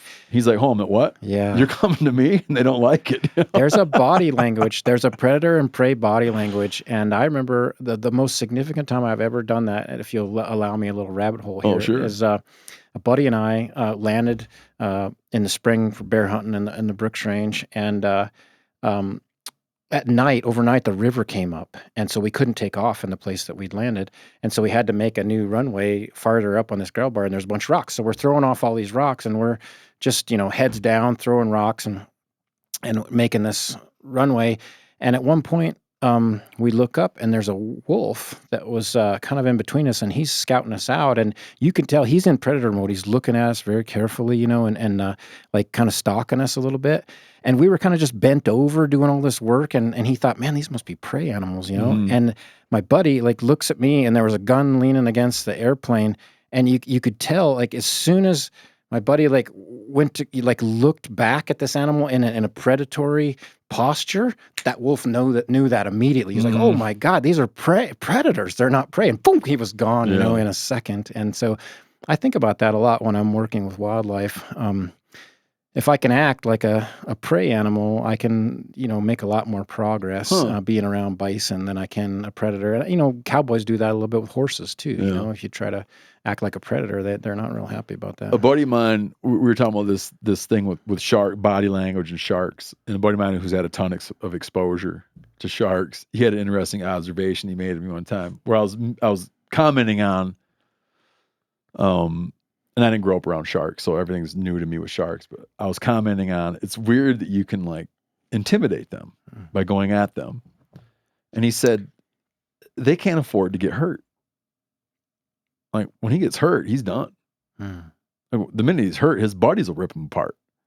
They're just careful, you know? And it's like, you think about too with a wolf or a bear or whatever, like they don't want to get hurt, you know? And you put them and if you put them in a situation where sometimes you put them in a situation where they're like, I don't know, this thing maybe is going to mess me up. It just changes their conversation, you know? Like they don't want to get hurt. Well, back to predation on bison, I think that's their strategy, is to try to face those predators. And I think with bears, it works really well because you got, 20, 30 bison and one bear. It's a little bit, wolves can kind of break that because I think wolves as a group can work against a group of bison and finally get them running and then try to pick something out of the population. And you see that in the videos from Wood Buffalo National Park. Of course, Wood Buffalo National Park is a diseased herd, so that both brucellosis and tuberculosis brings down enough animals that wolves can actually have a better time killing animals there than a lot of these non-diseased populations. But I think that strategy that bison have to avoid predation is probably central to the reason why humans killed them off in North America, is because we have weapons that if you stand and face a human being and the human being has a rifle, you're done. You have to run and get away. And that's what cervids, deer species have done, is they run and get away and they hide and things. Bison are in the wide open and they stand and face you. And so there's an argument out there that bison are the only really, the only North American ungulate that absolutely requires modern conservation to exist because of their predator avoidance strategy. It's impossible to just let people shoot whatever they want with rifles or even bows and they'll just all be gone. Well, you look at another one, muskox have a similar approach and they're very easy to wipe out. They're also existed at much lower numbers, but they were very easy to wipe out. I mean, they were wiping those things out. The Russians, even just the Russians initiating the fur trade, was wiping out muskox in the Arctic, because it would be the same thing. Like, they don't boogie. And so far, Alaska's been trying to restore muskox too since 1950. And one of the issues there is that bears have figured out, grizzly bears have figured out predation of muskox, and they can get them running and pull out animals. Muskox go into that, the tight group where they put the calves in the middle and stuff. But if they can get them running, they can kill some. And I think the bison are just so much larger. Bison are roughly 3 times larger than a muskox, and it's a little bit tougher for a bear to kind of make that happen, I think. But so let's talk about the last one, is the last area. So you got the Anoco Valley, Minto Flats, where I've hunted ducks and fished. It's a cool spot. I'll tell you a funny thing in Minto Flats. We one time at Minto Flats had been duck hunting and left our ducks laying. Just right in our camp. In the morning, we had them all gutted and they're gone. And mink had hauled them off.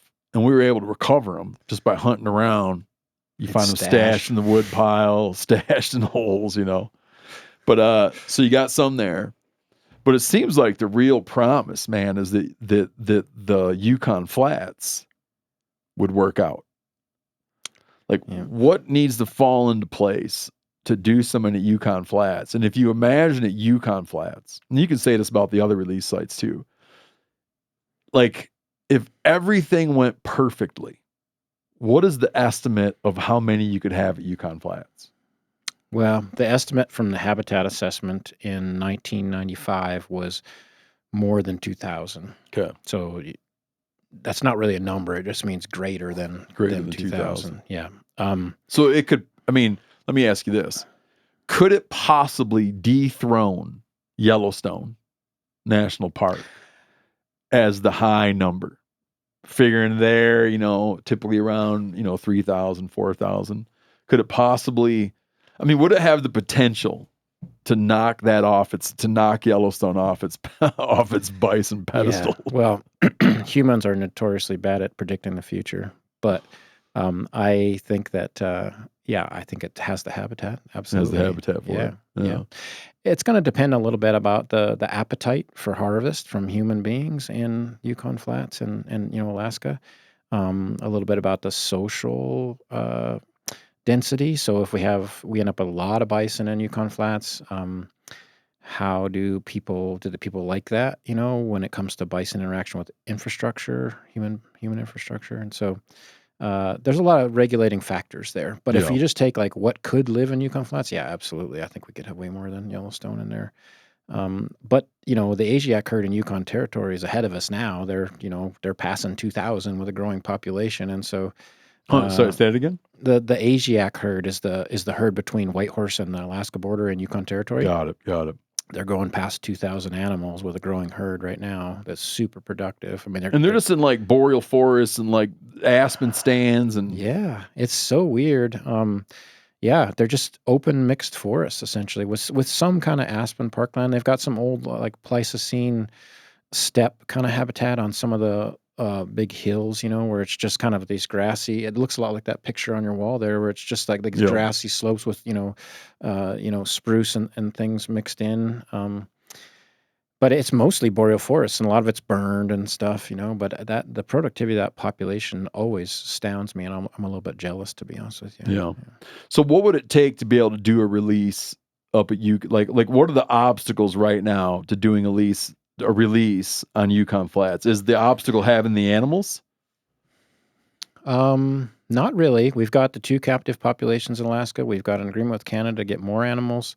We've gone through the public planning process here in the last few years. We had our 3rd public planning meeting where we get 30 different interest groups or representatives from 30 different interest groups together in one room, and we sit down for 3 days and we go through every possible thing anybody could ever want to say about bison. We record all that, we summarize it all, and we turn it into recommendations for the Board of Game and Fish and Game and local landowners. It's what's called a management plan. That's where we're at right now. That public process has happened, and now we have to write that into a management plan, which I haven't done yet. So I'm going to be summarizing the public process here over the next month or two, and then I'll be trying to write a management plan over the course of the next year. We're going to work out some logistics on how to get bison into Yukon Flats. So a whole bunch of Yukon Flats is National Wildlife Refuge, and a bunch more of it is Native corporation land, both local Native corporations and regional Native corporations. And then there's about 500 square miles of state land in eastern Yukon Flats, and that's where we're going to go, is to that state land. We don't have any access overland to that state land, so we're going to fly them all in. And so I got to work out all those details. And I've done some proof of concept work with flying bison in smaller airplanes, like de Havilland Beavers. Really? Yeah, I flew 2. You can stand one up in there? No, they're immobilized. So you just dart them, toss them in there with a lightweight veterinarian, and go for it. And so I flew 2 to Minto Flats that way. Yeah, because a beaver can haul like 2,000 pounds. Right? Yeah, exactly. And you got a 600-pound yearling or something like that. It's no big deal. The 2 cows that I hauled were 22 months olds, and they were something like that, 700 pounds maybe. So why not barge them in? Well, the state land that we're going to go to is maybe 20 miles or more from the Yukon River. So there's no barging. There is a little tiny corner of it that's many, many miles, probably 200-300 miles from the closest like boat landing, and you could get there by riverboat. And so maybe you could haul one at a time on these 3-day treks in a riverboat or something like that. But it'd be a real challenge. So, but you got the legal go ahead to do it. Yeah. Well, I won't until I write the management plan and the Board of Game approves the management plan. But right now, all the political support exists, and I just got to make it through that last process of getting the plan written, approved internally in Fish and Game, and then approved by the Board of Game, which is a panel of people appointed by the governor that sets wildlife regulations in Alaska. I mentioned Colorado's recent move to sort of bifurcate bison in the state of Colorado, where they've said there are bison in Colorado, they're livestock. we're creating a new classification. And just to remind folks, it's a new classification saying buffalo that come in naturally into the state, that walk into the state, will be treated as wildlife. They pave the way for hunting, which is a brilliant move, because a thing you wind up with when you do introductions or reintroductions is you might have wildlife managers that are planning on using hunting as a control mechanism in the future, and they'll bring in an animal, and then later down the road, you'll encounter public resistance to hunting. Even though it was the intention all along, people down the road will be like, wait a minute, I thought they were endangered or imperiled, and now you're telling me we're going to have a hunting season for them. So in Colorado, they've already laid out that they're like, they will be a big game animal. And the bill they passed even specified what a tag will cost. They set out the fine. If you kill one or capture one, it's a $10,000 fine. There's $1,000 restitution to the state for the loss of its asset. There's a resident tag price. There's like a really hefty, like $2,700 non-resident tag price, but they don't even have the animals yet. But they're laying out like, here's what it's going to look like, right? As this becomes a thing, here's what it'll look like. What would it look like in the future? Like, how have you guys contemplated what it would look like when one of these populations is in the many hundreds or moves into the thousands? What would it ever look like to open up hunting opportunities? Because that's probably part of the public buy-in with locals, is that in some way they are setting up a future in which they have a diversified portfolio of wild game available to them. Yeah. Right? So how have you contemplated this? So the primary reason for this restoration is to restore this subspecies as a component of the ecosystem that functions in this empty niche. So that's the number one reason. But if we are successful at it, then it will be a renewable natural resource that we can harvest. And that's what you mentioned, there's a lot of people that are counting on that. That's why we get a lot of support from your average person, is because they think that someday they could harvest that animal. And it's a pretty big boon, to harvest, 800 pounds of meat or something like that. It's well worth it to a citizen to have that on the landscape.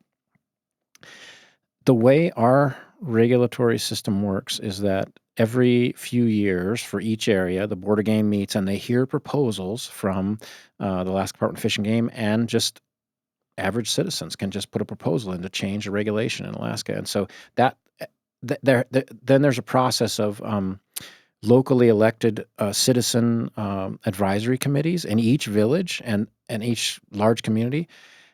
They can also produce proposals, and they, vote any proposal from anybody else up or down, and that all works its way up to the Board of Game. And when they get to these Board of Game meetings, the Board of Game reviews that proposal. They hear all the public testimony from everybody else, including the department's perspective, Fish and Game Department, which is usually just a biological perspective, and then they make a decision right then and there. This is how we're going to do it. But there's a lot of options, like I've written in the management plan for the minto population, or lower Tanana population, as its formal name, where, there could be drawing permits, there could be registration permits, there could be all of the permits that are available to hunt any other species is a possibility. And so we really don't know what that hunt structure is. When we first started releasing animals in the Innoko, or before we were going to go to the Innoko with the animals, the planning team there set up this, they had it all figured out. They were like, okay, the hunt's going to be this many drawing permits, this many locally available registration permits. They were getting into numbers before they had them on the ground? Totally, yeah. And they had That's a little early. We're going to have a trespass fee on these lands, and so people can, access these bison on private lands. And we're going to have a scholarship fund that a bunch of these trespass fee dollars goes into, and that helps local people go to college to study, and they were just going for it. I thought it was a beautiful piece of work of people trying to work together to make something happen. It was just absolutely wonderful. However, over time, when the Innoko population didn't perform as well, and then different people, were elected into these different groups that helped make that, then it changed over time. And so I think one of the important things to realize is that it's not the people from 1928 when they released the bison in Delta Junction that determine how we're going to hunt those bison today. It's the people of today that determine how we're going to hunt bison today. Yeah, and that's a good point. Through the Board of Game thing. And so we can record everything that people want to see happen with wood bison now, before they go on the landscape. And that's why we have this public planning process where we write down everything everybody says, any opposition, any support, any concerns, all that stuff, and then try to address that in these management plans so that later on, when the Board of Game does hear proposals regarding a harvestable surplus in a particular bison population, then they can look back at these recommendations that were there originally and be like, oh, yeah, well, they really wanted the harvest to be, to include local people as much as it includes everybody else and, whatever, and then try to act in that way if they choose to. But as you know, public trust resources, there's a lot of conflict there because there always will be. That's why we have a Board of Game and all this citizen advisory groups and all that, is because there will always be conflict about something that we all own together, because we're a territorial social animal and we want those resources to go to our group, not some other group, whatever our group is. And so it's a challenge. Yeah, you raise a really good point when you say that when it's time, if and when it's time to do a hunt, it'll be the people then figure it out.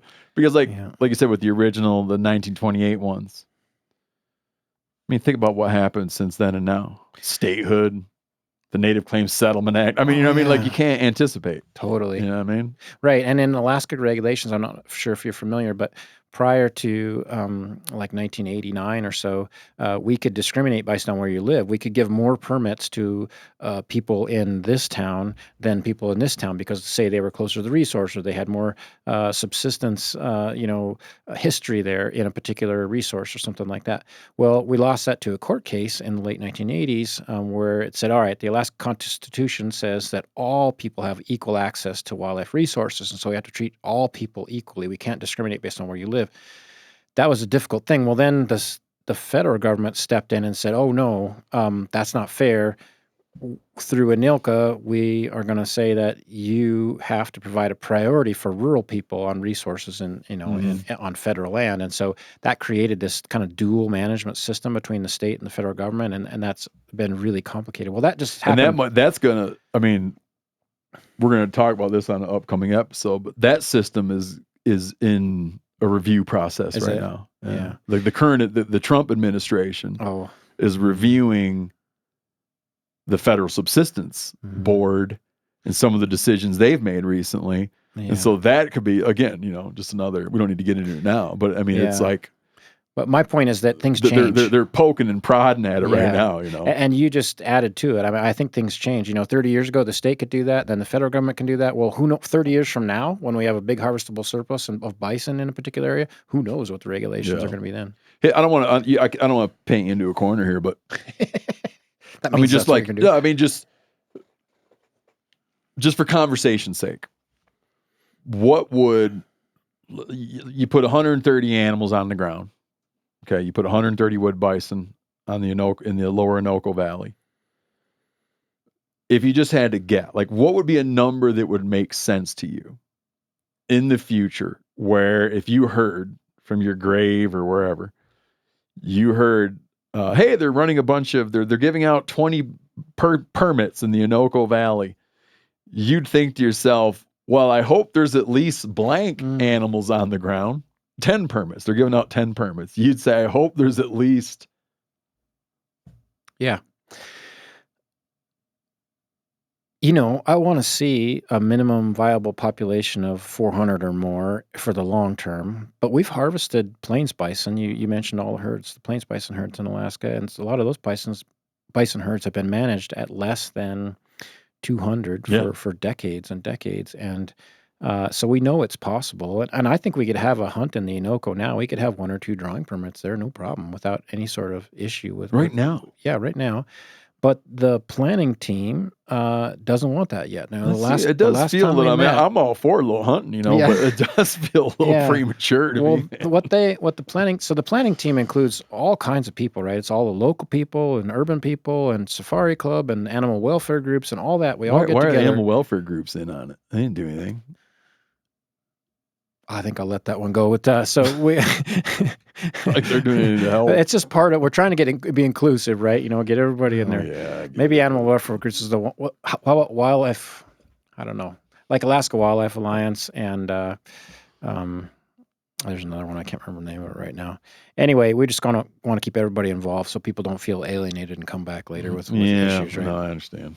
Anyway, where was I going with this? Oh, so this group, that's the planning team, the site-specific planning team for the Unoco, they first started out and said, well, we don't want to start any harvest until we have a harvestable surplus of 20 animals. And we're going to run part of that into drawing permits and part of that into locally issued registration permits so that local people will have the ability to harvest in the presence of drawing permits. Well, when the population wasn't that productive, then now they lowered that to 10. They're like, well, when there's a harvestable surplus of 10.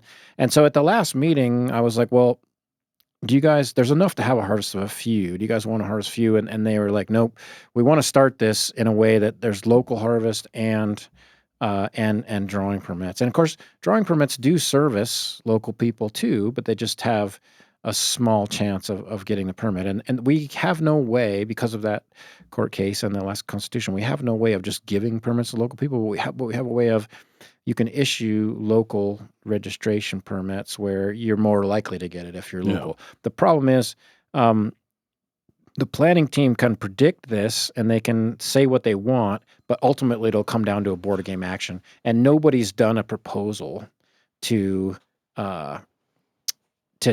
start a hunt in the Unoco. If somebody would propose that there should be a hunt in the Unoco, then that would kind of force the issue, and we'd have to go through that process. So. Yeah.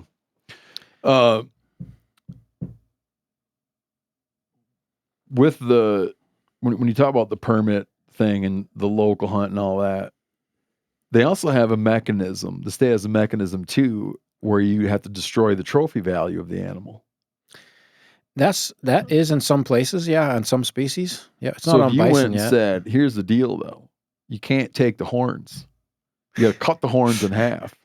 You would lose a lot of outside.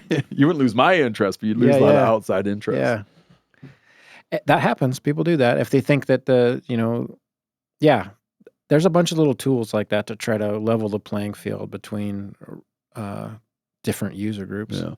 But I think that you got to wait till you're on a steady upward incline, man. I think it's a little early right now. And I think that's going to depend on the weather, which is something we can't predict, right? But I think it's like, you probably don't care what I think, but I'll tell you anyway. I think that having that hunter buy-in is really important. And it's a thing that frustrates me down here in the Northern Rockies and in the West. The thing that frustrates me is it's just an area where we don't see widespread hunter buy-in on buffalo restoration. I think people can't picture it. Meaning, this whole brucellosis thing. If a politician in Montana said, hey man, we're really worried about brucellosis, we're going to start killing every elk that walks out of that park, it's political suicide. Mm-hmm. It's political suicide. Hunters have a fit. Hunters would have a fit. They're like, if any elk walks out of the park, we're shooting it or hauling it away. Yeah. Dude, they would be apoplectic. Hunters would be. And as much as I invite people to be like, no, listen, like restoring these animals is a long-term hunting play. Like restoring these animals, I'm always like, picture that we have public herds on public land and you draw tags and hunt them like we do for moose and everything else. And I think it's too far-fetched. Like you just don't see hunters in on it. Some, but not all. It's too far-fetched to picture. But I view, in order to get more of the animals on the landscape, I think that it's going to be really important for hunters to like advocate for that, knowing that it might not even be for their benefit, but it might be for their kids' benefit. And that happens all the time. Because you look at like, you go to like, look at people in Bighorn, all the people that do work on Bighorn sheep. Okay, all the people that support Wild Sheep Foundation. There's a lot of people that support wild sheep recovery and conservation that are never going to hunt bighorns. They're never going to hunt bighorns. I've never hunted a bighorn. I'm all for bighorn recovery, right? So it's not just the people do it, like the people that were involved in bringing elk back into Kentucky. There were people that were heavily involved in bringing elk back into Kentucky that knew they were never going to hunt elk, but they did it as hunters, right? Yeah. They did it as they were their heart as a hunter motivated them to get involved, even though they themselves weren't going to benefit from it. Yeah. So I think that like I wish more hunters were involved in building up publicly owned herds using public land as a long-term play of being not just that you're doing the right thing by the wildlife, but motivated as a long-term play of restoring this really important game species onto the American landscape. It's like the forgotten game animal. Yeah. And you go back and look, like the tribes that lived here historically, that was their pick, man. They were slumming it when they ate deer meat. They were slumming it when they ate pronghorn. Yeah. That's what they wanted. And I just think we need to get back there. Yeah. I think that is the main motivation for most people, is the concept that someday they might get something. But we have to be. But I don't think it's a bad motivation. No, it's not. But we have to be, as biologists, we have to be brutally honest with them and say, this is an experiment. We're going to try to make a renewable resource. We're going to try to fill this empty niche in the ecosystem and improve nutrient cycling at all trophic levels, from insects up to human beings. But it may fail. Mm-hmm. You know, the Inoko population, as you pointed out, is not climbing at this moment. Maybe these other populations that we try, maybe they won't work out either. Yeah. But if we look at history and we look at bison, what bison can do, it might be a massive success. You know, Dude, I hope we have it to is. try. And earlier I made a comment about, I think before we started recording, I made a comment to you without explaining myself, where I said, use an oral tradition or archaeology or paleontology to prove that bison were in the modern period present in Alaska, right? So that you have the political cover of saying it's a reintroduction or a recovery effort, which relies on you saying they were here and they were wiped out by people, or people were influential in wiping them out. That gives you the political cover, right, to go ahead and bring the animals back in. And I said, I don't really even care if it's true or not. What I meant by that is, at European Contact, we had 40 million of them. Somewhere around 40 million. You hear 28 million, you hear 60 million. A bunch. There was a bunch. And not all areas are suitable. So in bringing the animal back, me personally, I'm not so concerned about having it match up exactly to where they were historically. I mentioned that group that's living on the north rim of the Grand Canyon. They're spending a bunch of time in Grand Canyon National Park. And in this whole conversation about whether the animals belong there is this thing, well, how many were there historically? And they're like, oh, it was marginal habitat at best. It was fringe habitat at best. I'm like, I don't care. It's suitable. Like, it's a suitable location for them now. They can be there now. Maybe there were more of them 100 miles away. Like, I don't care. The public wants them there. The habitat supports them being there. It's okay for them to be there. Let them be there. Because there's places, like, they're not going to be in downtown Dodge City. But Dodge City had a lot. Mm-hmm. It ain't going to have a lot now. So it's like, where it's suitable, put them on there. Right? Yeah. Because there's a lot of places we covered up.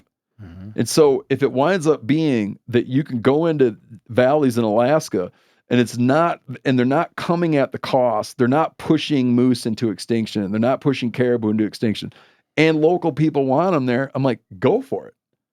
Because we have a lot of ground to recover. I completely agree. Yep. The problem is right now is the constraints of the Endangered Species Act make it difficult to just do those paths of least resistance where we find places that people want them and the habitat's good and we can just put them there. We just can't go willy-nilly like that. We have to stick to that. And Yeah, it's a lot easier for me to be a dude sitting here like telling y'all about everything that should happen. Like, you're there's a huge difference between me and you. I mean, I can say all these like grandiose ideas, but then you got to live the reality. And like, thank God, I'm not putting animals on the ground. You are. So I appreciate the obstacles. Yeah. You know, I appreciate the obstacles. But I just like, that's all like a long-winded way of saying that I'm like, I really am elated. Like the work, from my personal perspective, the work you guys doing is beautiful. I think it's like a really cool testament to the state.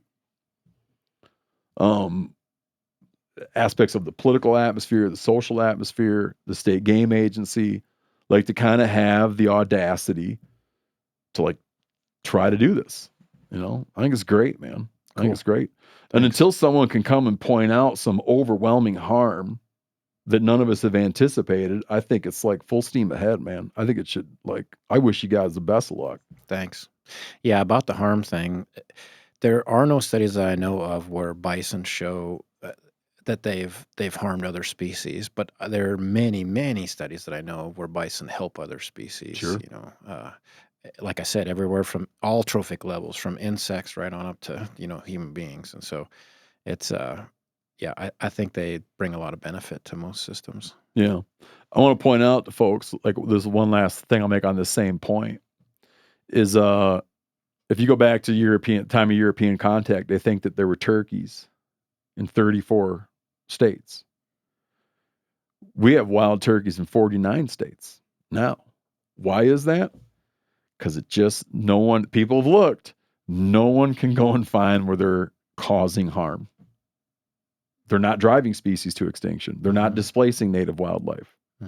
Right? It's like they're just not causing problems. Right. That's why we don't have turkey eradication efforts. People welcome them being on the landscape. Right. And I think there's going to become more and more places where not only do people welcome out on the landscape, there's going to become more and more places where people are like, hey, man, why can't we have some? Right. Like, let's get some back. And they're big, they're dangerous. I don't know, tough shit. Yeah. It's like, I hope it can be that way with bison, and I think it can be. I mean, yeah, they're such a valuable resource. I think it's worth trying. Oh. Man, I'll tell you what, too. When I first got a hide off one, we'd try to sleep under it. It's got to be pretty cold before you can sleep under that thing, man. It's all, dude, it's a useful animal, man. But I appreciate you coming in and talking about your work. Glad to be here. Thank you. And this is home for you originally. Yeah. I was born and raised in Montana. I left when I was 18. But did you go right to Alaska? Went right to Alaska. Where'd you go to school? UAF, Fairbanks. Yeah. And you're married? Yeah. How long have you been married? Yeah. 26 years this summer, but I was with her for 3 years more than that. So almost 30 years. So if your wife is driving by at 60 miles an hour and she looks out the window, can she say wood bison or plains bison? I don't think she could. No, I'm not totally. I'm not totally I still sure. like her, but mine neither. Yeah. I understand. I understand. It's stressful being married.